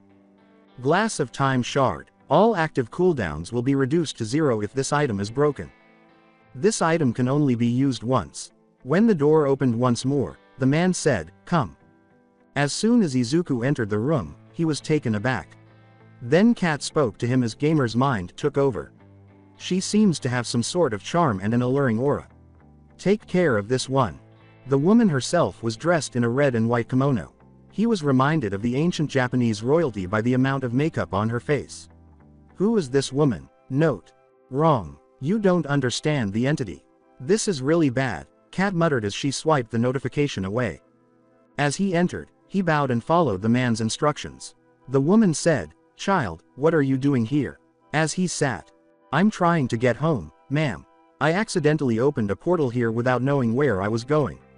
I'm sorry." She gave him a cautious glance before humming. "I dislike that appearance." The woman spoke, but she covered her mouth with a fan. "Why don't we make a deal?" He responded, "What kind of deal?" With an expressionless face. "I will give you the ability to go home, but I will require something of you."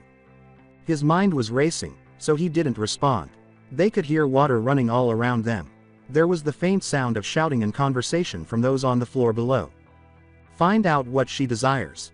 What do you want of me?" The woman grinned and snapped the fan shut, saying, "I will need the girl and your devotion." "No," he said before he could stop himself. He saw her face briefly display anger before it was controlled. "And why is that?" "She's my friend." The woman got up and walked toward him, her fragile bare feet barely making a sound. She brushed her fingers through his hair as she stood before him. "Get away now. She tried something on us, but it didn't work." "Are you sure, child? I can give you quite a bit of power in exchange for her. Otherwise, what's to stop me from just killing you?" For a brief moment, he felt panic rise before being crushed. A moment of reflection preceded his response, "You apparently need something of me. But not something I can't get from any other human. So what's to stop me?" she said with a sly smile. She squeezed his cheeks together. He allowed his peculiarity to pull on Sei's. Transfer completed. Now go. Below him, he tore open a portal and plunged through. Unprepared for his abrupt removal, the woman staggered onto the portal but strangely failed to pass through as well. Izuku was falling toward a forest when he turned in midair to see the woman, her eyes full of anger and her voice shouting indignantly, send a wave of fire after him. He opened a portal exactly where he would fall and was amazed to see that nothing was left where the fire had touched. Even the trees that were unfortunate enough to be in its path burned away and turned to ash. "I said," hot flash, snorting. He couldn't contain his laughter. They flew sideways after landing in the portal and escaping the fire. Izuku regained his bearings and adjusted his landing technique. There is both good and bad news. He bit the hook and said, "What?" as they descended slowly toward the ground. "The good news is that we made it through the fire unscathed." "I'm not concerned about that." She pulled up a notification for him and said, "The bad news is that we did something kind of bad. Warning, gamers, you will suffer the consequences because you have offended a goddess. Run and run, or fight back and hold your ground. It is up to you whether you live or die." His eyes grew wide, but he acknowledged that such a thing might occur.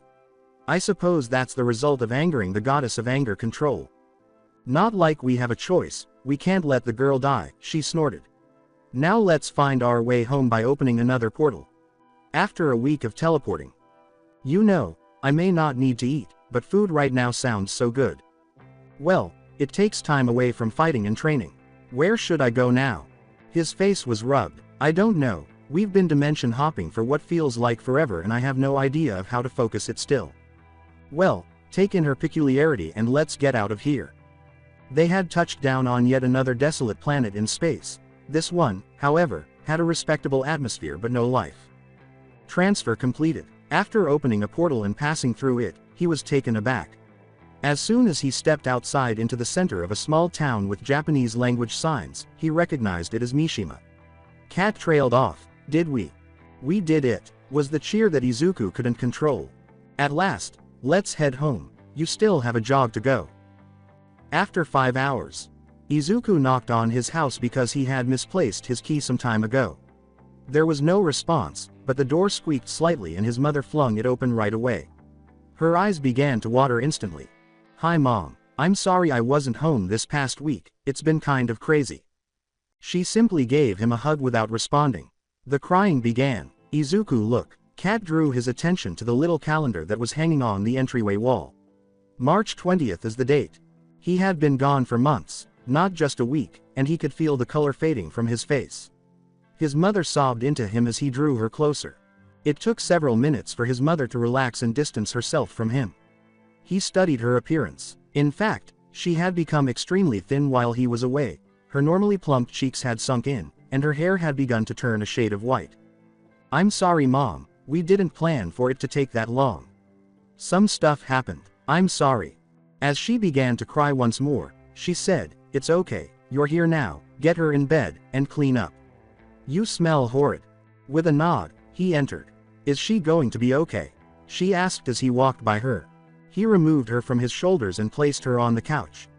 Although she wasn't as worn out from travel as he was, the planets they visited had a significant impact on her clothing. "She will be, eventually.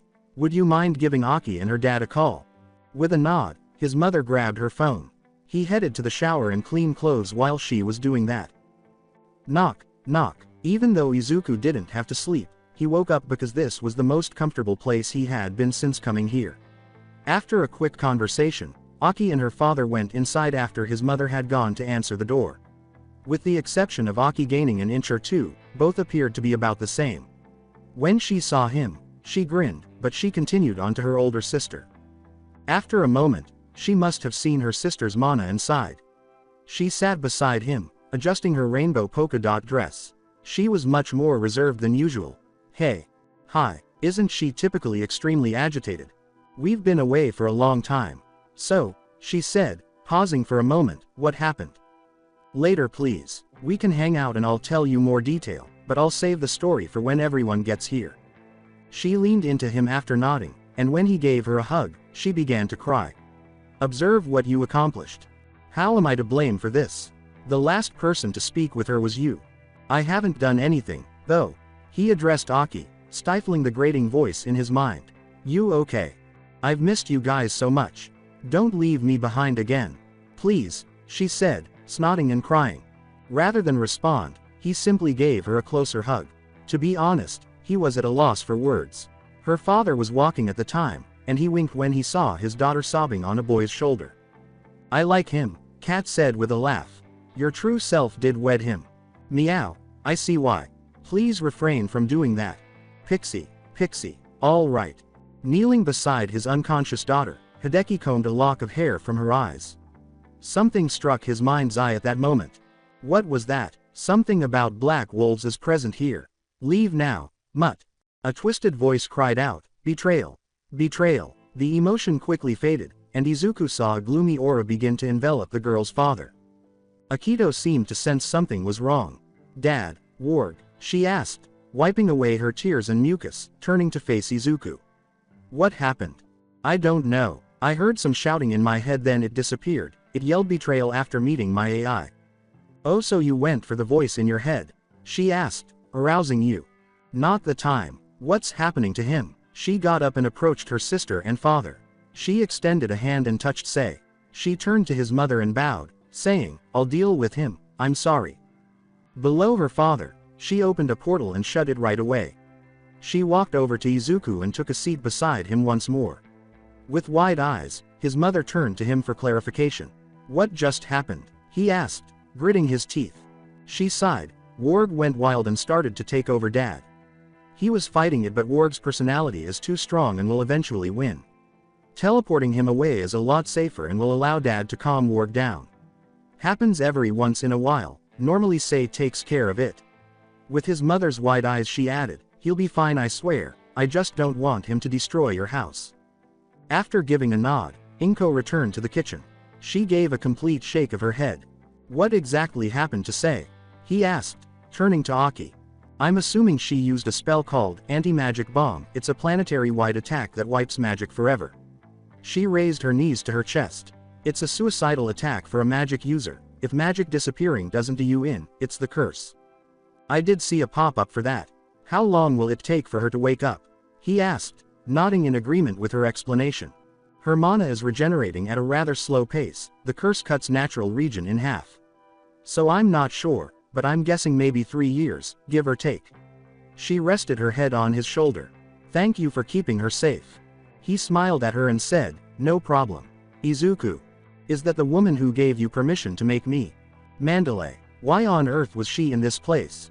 All Might is here as well. We should arrive in about a minute. So what about the AI made Warg mad? Did it insult him? Izuku was at a loss for words. Was it improper for them to use their deceased mother's voice? Perhaps. When I set up the AI I had to select a voice, and not wanting to select one which I could hear normally.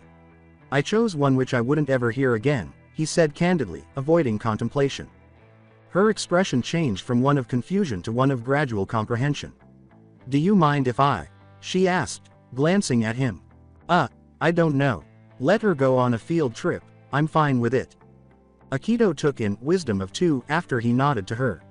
It seemed as though a piece of his brain was being torn out. Izuku saw the young girl experience a wide range of emotions in a short period of time as the pain soon went away. He got up and walked to the kitchen with his mother, leaving her to speak with the AI. At the moment, she was gathering whatever snacks she could find and preparing drinks. Izuku looked around and saw that there was a severe shortage of food. His absence must have had a significant impact on his mother. Mom. Yes, honey, she asked, turning, her eyes red and swollen. Do you need any help? She said with a nod, if you want. He walked over and began to help where he could. After a brief period of silence, he said, Mom. And she turned to face him. What happened after I left? She paused before continuing. All Might said you were still alive, but how could I trust that? I waited for you every day, and you never showed. She turned back to the almost empty platter and said, I went to the girl's house and asked if you were there and they said the eldest was gone too. He felt like a bad person now. Mitsuki came over a couple of times and made food, but I may have stopped letting her in. She went on. He nearly refused to listen to the response when he asked, when was the last time you left the house? His mother turned her head away, blushing a little. I didn't want to be gone when you came back. His words were, I'm sorry. Let's switch topics, please. What caused you to be gone so long? She asked after he nodded. We got into a fight with a monster in another dimension and Siren was forced to use a move that put her out of commission. So I tried to find my way back on my own. On my end I was only gone a week. Are you okay? Yeah, just disorientated is all. I visited so many places and dealt with really weird issues. It's just confusing to be able to sit down normally. Well, it's good you can calm down now. Knock, knock. We're here, kid. Mandalay met him as he approached and opened the door, took him in his arms, and carried him back inside. "You stupid brat, where the hell were you?" Despite her hold, he was able to utter, "Please let go." "Aw, so mean." She let him go. "So, where were you?" He shrugged and said, "Forced adventure. It's only been a week for me." "It seems like a story. Would you mind telling it later?" he said, nodding. "Gamer, I also discovered some fascinating facts about you in the past few months." He glanced at All Might right away, then simply waved and grinned at Izuku. With a sigh, "Let's say, I'm sorry I couldn't tell you." She gave him a forehead flick and said, "All right, little lion. Just don't lie to me anymore. You understand?" "Little lion?" he asked, wiping away the movie's atmosphere. She emailed him a picture of a costume that was roughly his size. His face was getting hot. "No. Please," she asked, giving him puppy dog eyes. He crossed his arms and said, "I'm not wearing that. I'd look ridiculous." "Come on, Ragdoll and I put a lot of effort into it. If you didn't wear it at least once, you'd be making her feel bad. Would you please?" She had put her hands together in a clasp. Guilt-tripping. Great. He's not arguing that it didn't work, but it was really annoying. "Fine. Once though. That's it." "Yes." She pumped her fist. "How are you doing, my boy?" All Might smiled and approached him, saying, "I have no idea what just happened, but it should be worth seeing." "Good. Glad to be home. It's been a long week for me," he said with a smile to his mentor. "I'm sure it has. Discover anything interesting?" "More or less. I did discover 2 new powers though," he said, gesturing with his hand before smiling. "That's amazing. You'll have to show me soon." Izuku heard a portal open, nodded, and turned. Izuku. She must have brought her father back. It was Akido. "Akido and her dad are also here. Come in," he said, turning to face the 2 heroes. He entered the living room as soon as he returned inside the house. Sei was sleeping on the couch, and Hideki had taken a seat at the edge. "Sorry about that," Akido explained everything. "Warg is still fuming, but he's not going to try and attack anymore," he said, waving slightly at Izuku. With a little laugh, Izuku said, "It's okay. Just made me a bit confused." Hideki replied, "I think we're going to go. I need to get her home, and I'm pretty sure Aki will just teleport back when she wants." "Are you going to be okay?" With a nod, his daughter said, "I'll tell you more when I return." "Goodbye, Dad." The man then picked up Sei and left, giving Mandalay and All Might nods as he went. Akido reached out and returned Cat to him as the door closed. "The strange family has been dealt with," she said to him. "What have I missed now?" He claimed to have heard papers being shuffled and said, "Well, I think you should do something with your mom, and I like the costume. Remove her from the house." At that final sentence, he couldn't help but nod, agreed. "What did you discuss, then?" "None at all, really. Unless you want to discuss girly things, that is." "Nope, I forgot to ask, but I'm fine, just curious." "So, little lion, will you tell me what transpired?" "That was really strange. I adore it." Remind her to try again. She was radiating excitement, and he could feel it. He felt remorse for all his actions. He sat down and began to explain what had transpired. Prior to transfer completed. "That was really strange. Will this happen often?" "No, only this one time." "Great. What's going on?" "All I wanted to do was talk." "Look, kid, I'd love to answer all your questions and help you out, but I can't," said Not Mom with a sigh. "Aside from what Izuku remembers, I don't know anything about the lady who I'm based on." She paused, then said, "For what it's worth, I'm sorry for your loss." "It's all right. Furthermore, you wouldn't recognize me even if you did recall anything." "What do you mean?" Her voice was lined with curiosity. "Your accent is American." A year or 2 after meeting Izuku, Mom lost hers. After that, she didn't have me for a few more years. "That makes sense. I can't say I'm pleased with my slightly off-key speech, but what else are you able to do?" "Another thing is your traits," Akido said with a small laugh. "When did you pull that up?" Kat asked, doing a double take. "And what's the matter with me? I swear, it's been open the entire time and nothing has happened." Just after meeting Dad, Mom became much more reserved. Outside of being a vigilante, she became more successful and grounded. "That sounds boring," Kat hummed. "Would it be okay if I asked you a question?"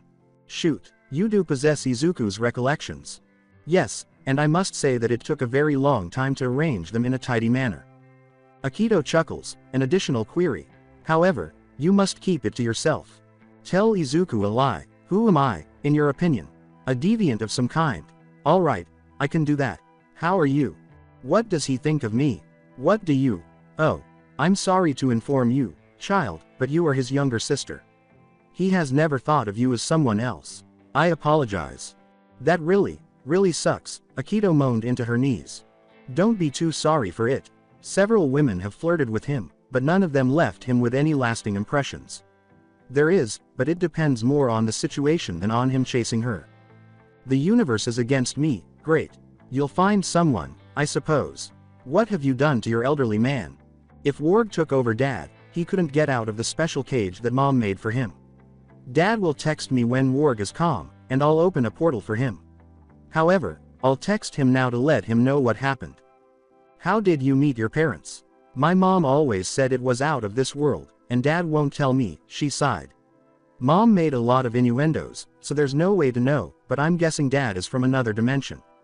Seems a bit of her old self still lived on, Kat snorted. Akido gave an eye roll. Her cell's little chime sounded. Sounds like Dad is sane. In any case, what is his peculiarity?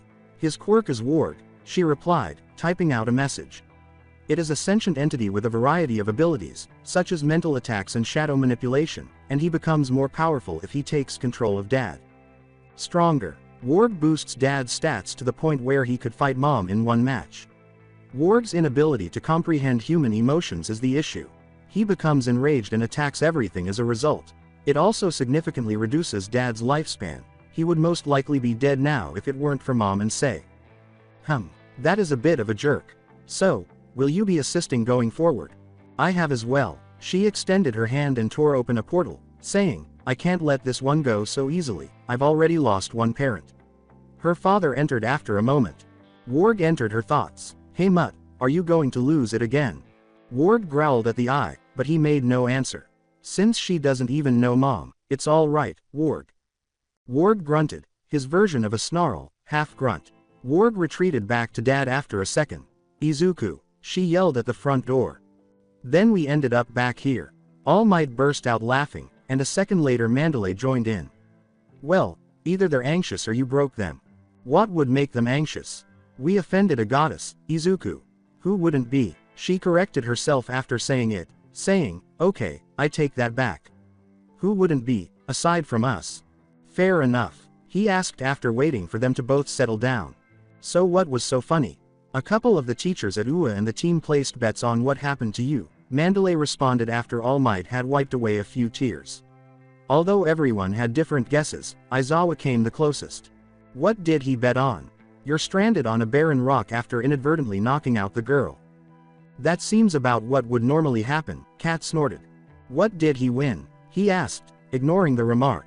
After checking his watch, All Might replied, it's getting pretty late, we should head back to the school. For us to know and for you to find out. Will you return to train with us after the test? He nodded. I think I'm going to go on a vacation with my mom. I've been away for a long time, I owe it to her to spend time together. Don't worry about it, Izuku. I'm just glad you're back, she said, grinning and embracing him. But you're wearing the costume the next time I see you. You understand. He gave her a hug in return. He had no word for how to treat someone like her, and it felt strange. Yeah, I promise. I look forward to seeing your results in the entrance exam, my boy. I'm sure you'll do amazing. All Might was next in line after she released him. With a hug, he said, thanks All Might, I'll see you soon. The mentor. He and Akido were alone now that the two heroes were gone. He didn't blame his mother for going to bed because she didn't want to hear about his near-death experience. I guess it's time for me to go as well. You can stay longer if you want, I don't mind. I also want to ask something of you, if you don't mind. Like, she asked, tilting her head. Do you mind opening a portal for my mom and I after the exam? Sure, but wouldn't that be breaking quite a few laws? He laughed. Not if we go through the airport like normal and go through immigration like we were on a plane. She replied with a smile, that might work. If you get in trouble though, I won't be able to bail you out quickly. I'll call, to make sure, I'd rather not be a fugitive.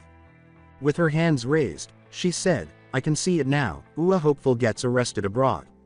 He chuckled and said, yeah, let's hope not. Before Izuku lost it, there was silence. What would you like to discuss?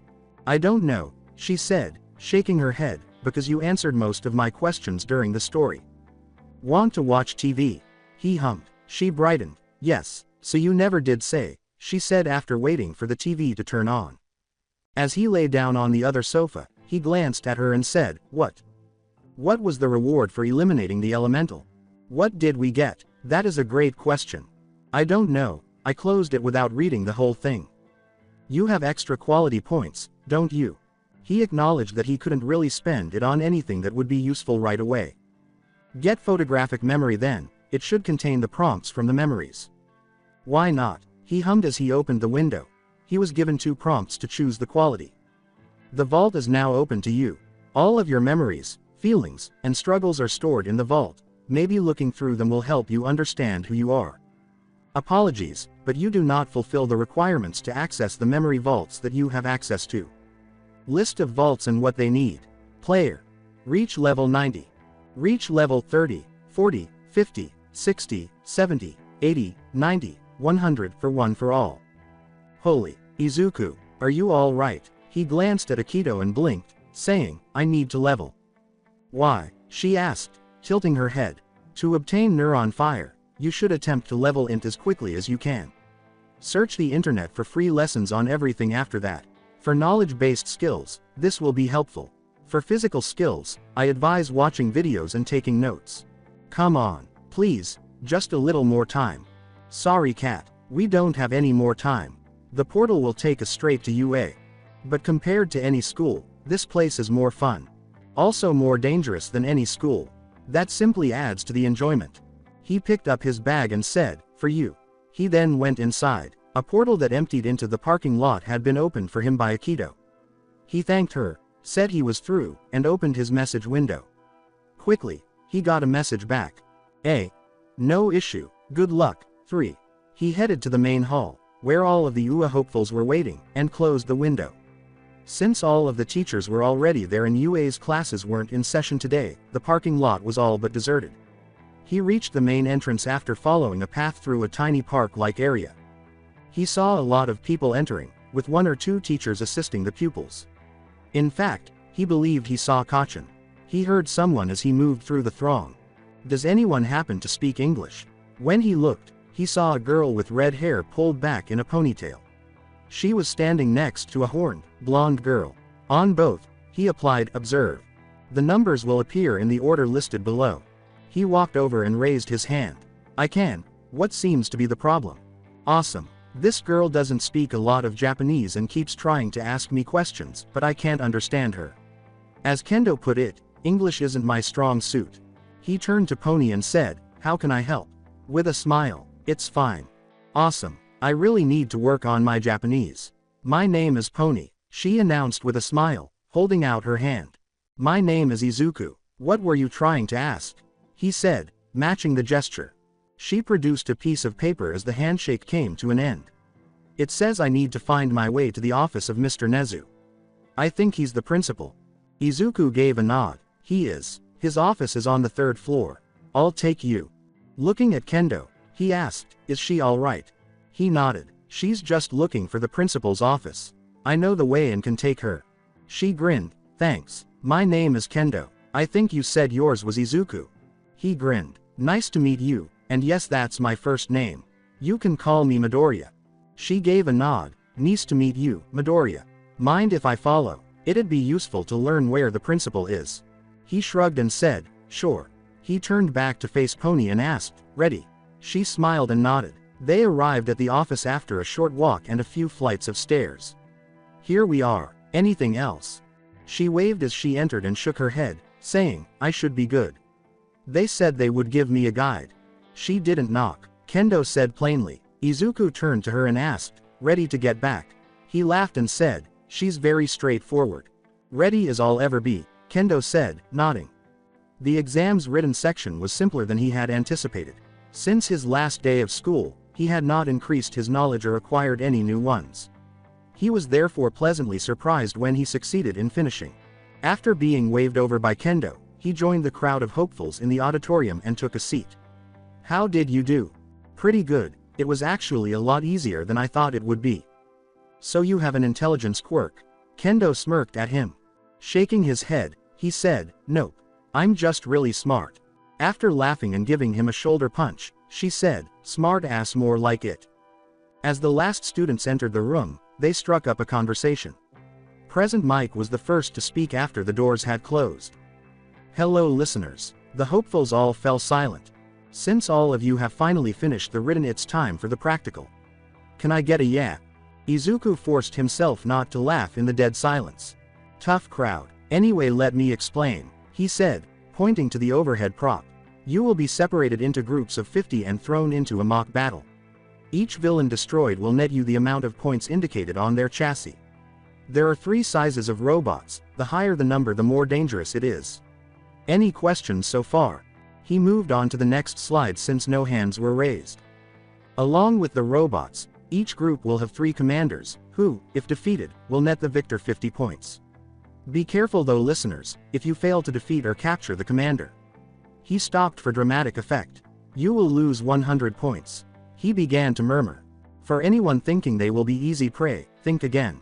Each commander is a faculty member of UA or a pro-hero capable of holding their own. That caused everyone to begin talking. Do you think we'll see All Might? Kendo asked at him in a whisper. Didn't you see his letter to the media? He asked, shaking his head. She replied, I thought it meant he would be teaching at UA though. With a shrug, Izuku said, no idea. According to Present Mike, each commander will be stationed in a 1-kilometer circle and will stay there for the duration of the exam. Once you have learned which arena you are at, you will be shown a small map with each commander's location. He said this while waiting for the crowd of hopefuls to subside. The slide moved on to the following screen. While teamwork will not net you more points, some of you may find it helpful when dealing with larger groups of robots or taking on a commander. The presentation continued. Any last questions for your DJ? No hands were raised again. Then let's get out there. Every student got up and walked toward the numerous tables arranged along a wall. They lined up with Kendo and awaited their time and arena number. After waiting for 20 people, Kendo was given a piece of paper, and then it was his turn. Nam Lion. He was gathered into a big embrace. Hey Ragdoll, how are you? He said, grinning and giving it back. Amazing as usual. How have you been? Good. What are you doing here? I'm helping. She leaned forward and whispered, gesturing to everything around her. The others are in the arenas. Pixie is hoping to get you. He laughed a little and asked, am I in her group? She smiled and handed him a piece of paper, saying, you'll have to wait and see. Good luck. He walked over to where Kendo was waiting and waved. You know her. She's a member of the Wild Pussycats, he said with a smile and a nod. Aren't they a rescue team? He nodded once more and said, they are, and if any of them were listening right, I would say, they're the best team in Japan. He sighed when nothing came of it. Sorry, they tend to pop up out of nowhere. They seem like close friends. So what group are you with? She said, chuckling slightly. Arena C, Group F. You? He asked, after unfolding the paper. Want to team? She asked with a smile as she flipped her paper around. Sure. While traveling to the arena, they conversed with each other. So what's your quirk? She held up a hand and made it larger. When I enlarge my hands, I can double or even triple my strength. Yours? A spear as tall as he was materialized in his hand. I call it mana. My quirk gives me access to a mental pool. I can use it to do a bunch of different things. For example, Frost Giant's weapon. I can do a bunch of stuff. Really? She asked, her eyes widening. Yup. The only problem with it is that I can't do it forever. If the pool runs out, I can't do anything. That's still really cool though. He did some shadow boxing and grinned, saying, thanks. Yours is pretty neat as well. If I could triple my strength, I could probably box All Might. I don't think it's working if you're trying to flirt. Well, I'm not. I'm merely conversing. I still think All Might would win. Even with my quirk, I doubt I could hold up a skyscraper. Never know until you have to, shrugged Izuku. They arrived at the arena and took a seat alongside everyone else who was awaiting their turn. Several people in the arena exchanged anxious looks with one another as they heard the occasional explosion or scream coming from the arena. Who do you think the commanders are? Is it possible for us to figure it out? Text Mandalay. She probably won't be bothered. He took out his phone and texted her twice. The first was a hello, and the second asked her and the others what arena they were in. He got a response after the second group was done. Hello, Tiny Lion. Tiger is in D, Pixie in C, and Arena B. *T. Who did you get, Pixie? Winking face, good luck. She wants to retaliate against you. Regards. Well, one is a member of the Pussycats. Her name is Pixie Bob. Kendo said, she can use rock and stuff right. With a head tilt. She is a powerhouse when it comes to raw strength, he said, nodding. But she's pretty easy to sneak up on, so I think I could capture her if we tried, he said, his voice a little quieter. If you want to try and are confident, then I say we give it a go, she said with a determined nod. They waited for their turn while sitting. What do you mean you told him? Why would I lie?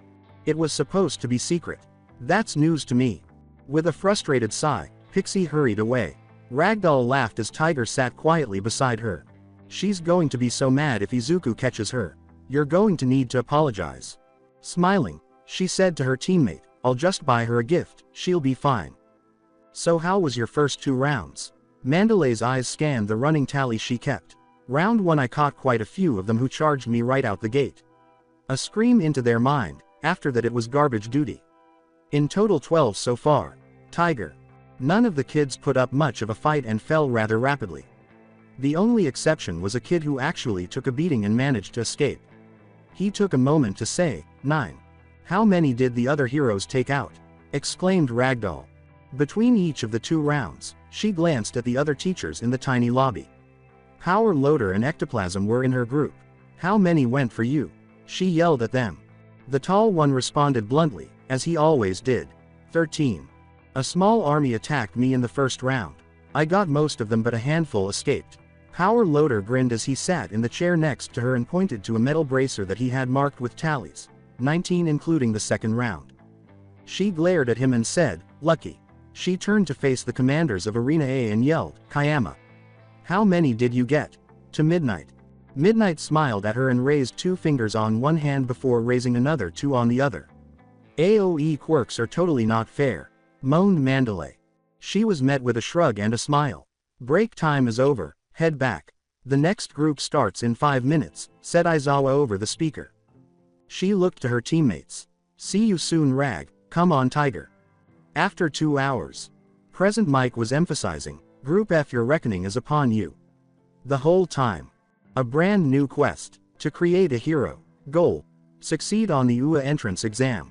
Reward. When he turned to face Kendo and noticed that she was trembling a little, Cat shut the window. You okay? She nodded reluctantly and got up. She walked to the arena entrance with Izuku standing beside her. Is everything okay? After forcing herself to relax, she nodded and said, just a tad nervous. Don't worry, I'm sure you'll do great, he said with a smile. Are you going to go after Pixie Bob? She asked, glancing at him. After giving it some thought, he said, maybe. Depends on how many points I get before the 15-minute mark. The projection came to life as Present Mike's voice boomed over the speaker. Now, pay attention listeners, you will only see this map once. For a minute, a map of the arena with 3 red circles on it appeared. Saved memory. Thank you so much. The map vanished and he turned to Kendo. I memorized the map. Awesome. I don't think I'm going to try for them, so you're on your own there, unless I really need the points. Nodding, he said, that's fine. Start. The door swung open. The majority of the children simply stared at it in perplexity. Izuku charged right through, dragging Kendo with him. There was a frantic rush when the others noticed them.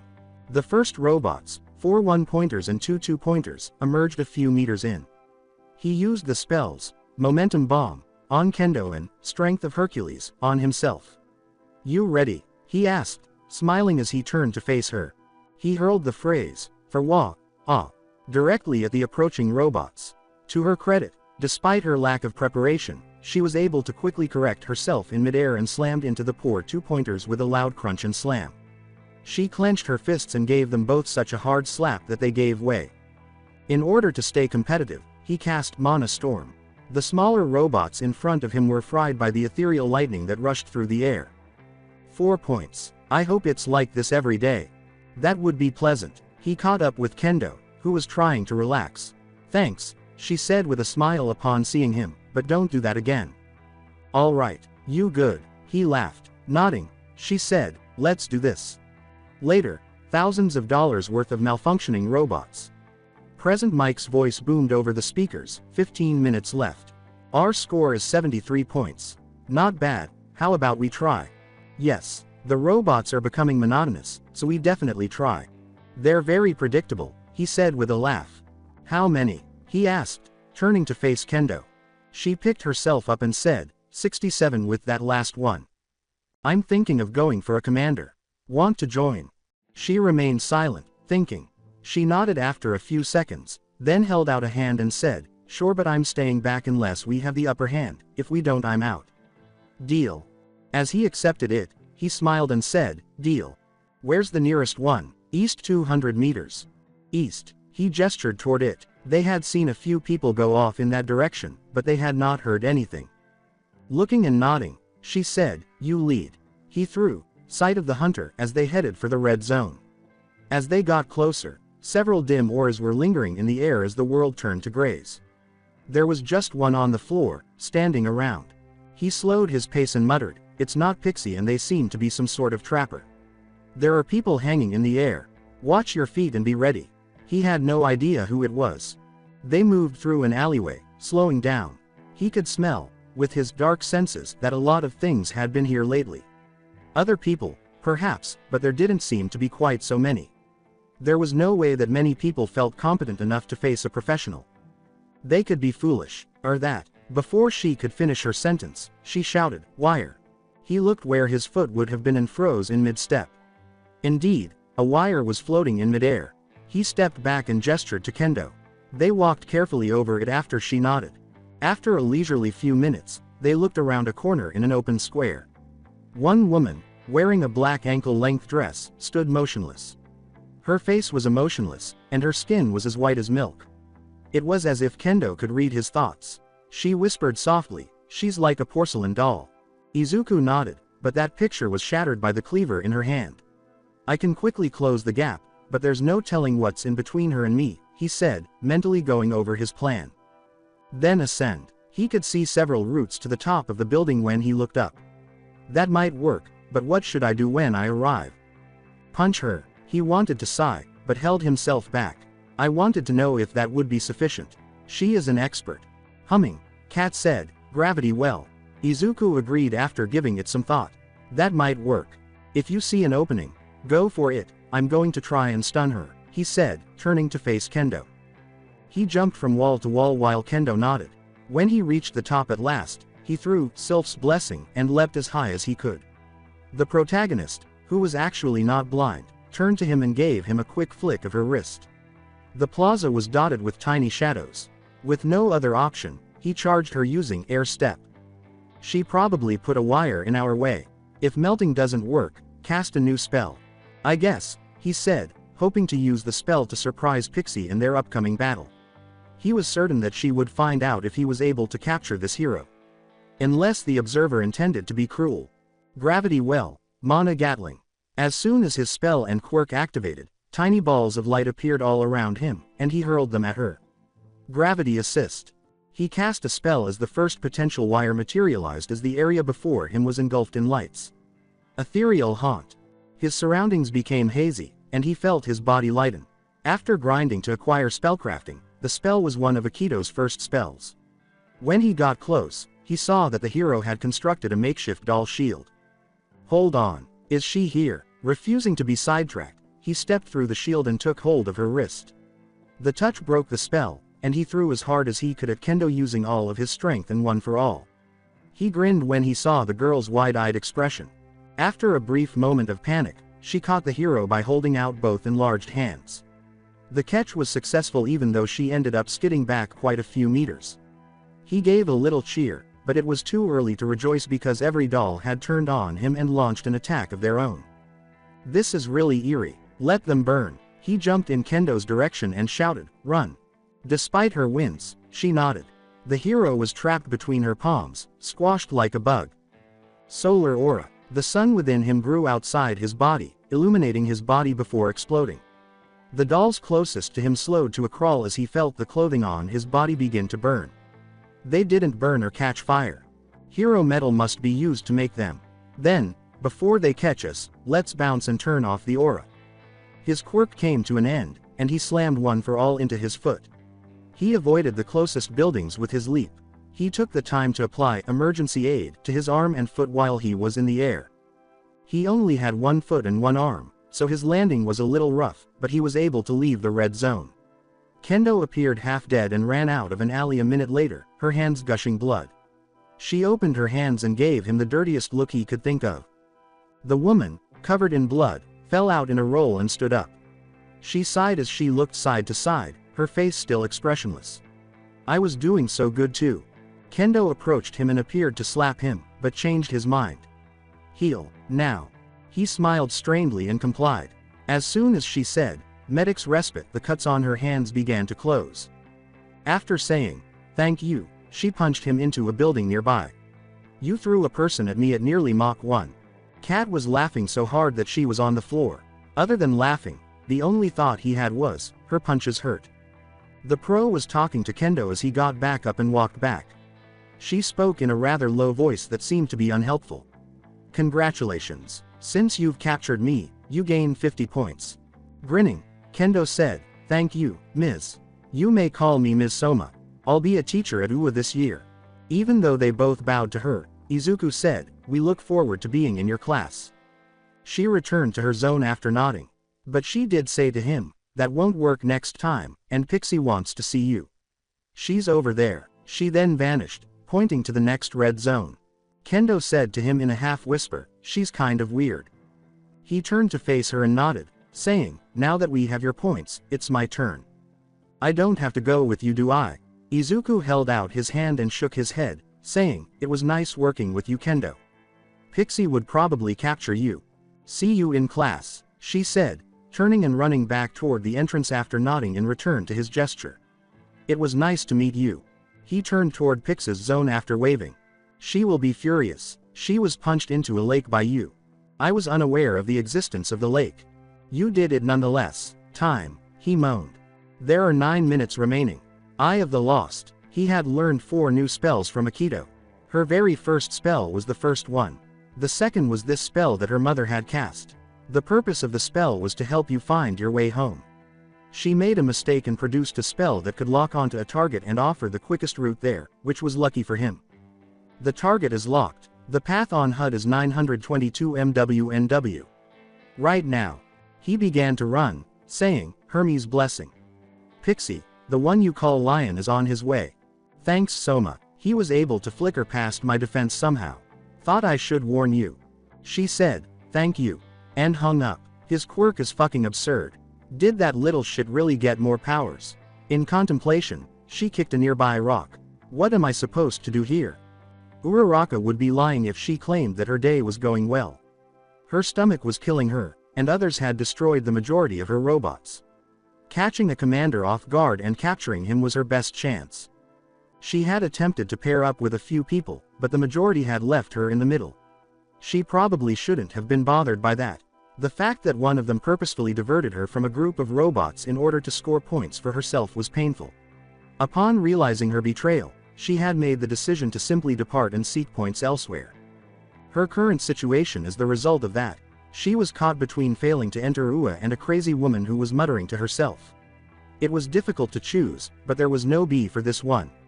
She remained in her current location and awaited any chance.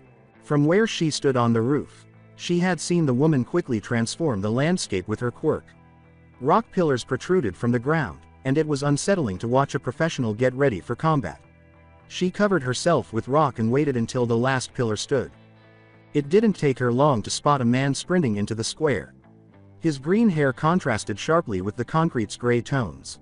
"Pixie, I know you're in there," he exclaimed as he halted upon seeing all the pillars.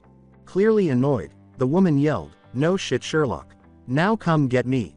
The boy took a step back and jumped, and she could see the smile that was plastered on his face.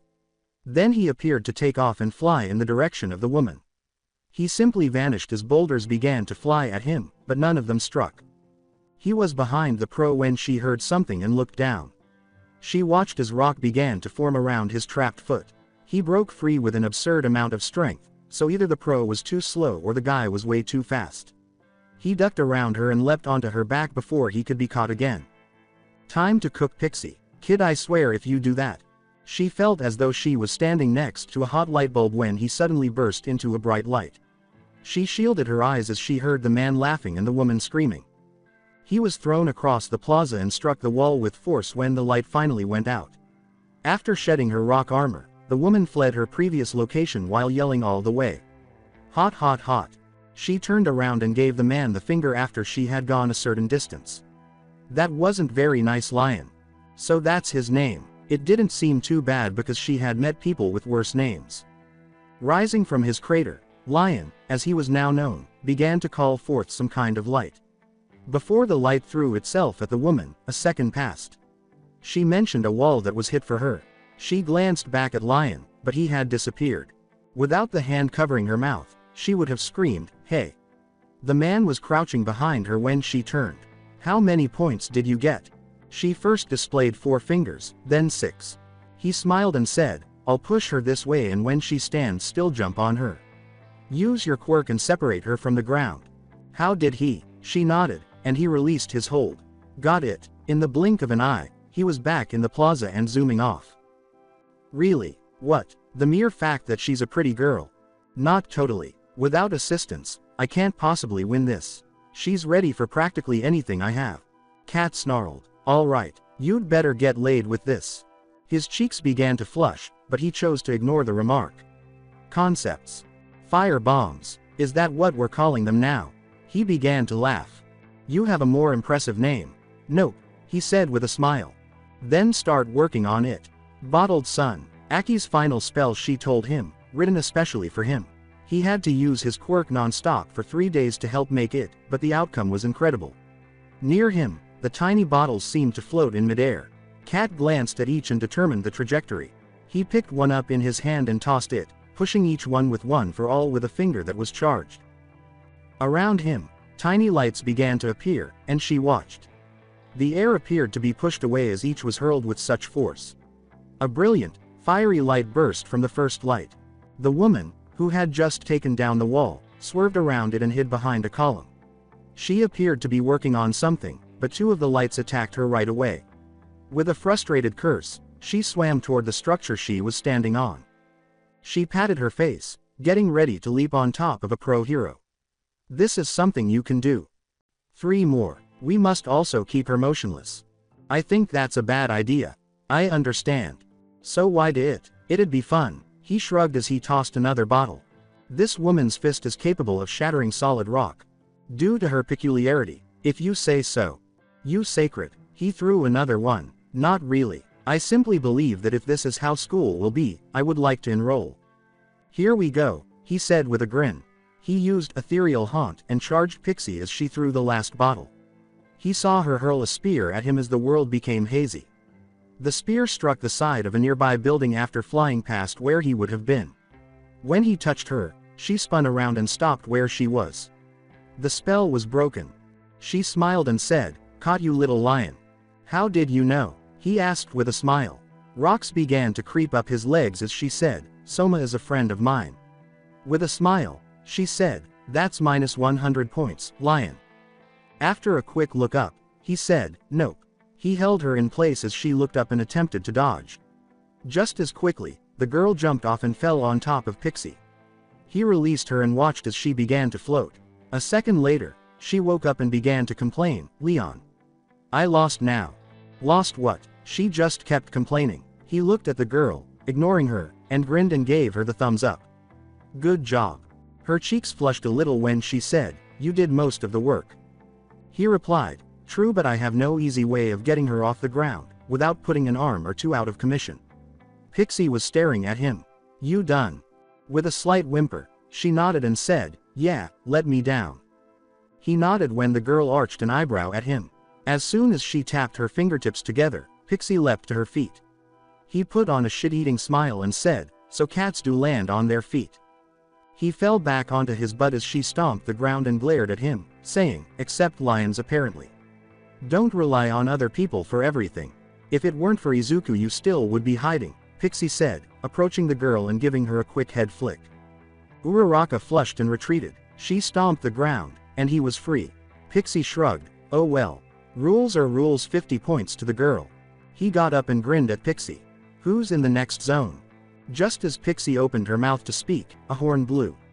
Time's up. Will all the listeners please head back to the entrance?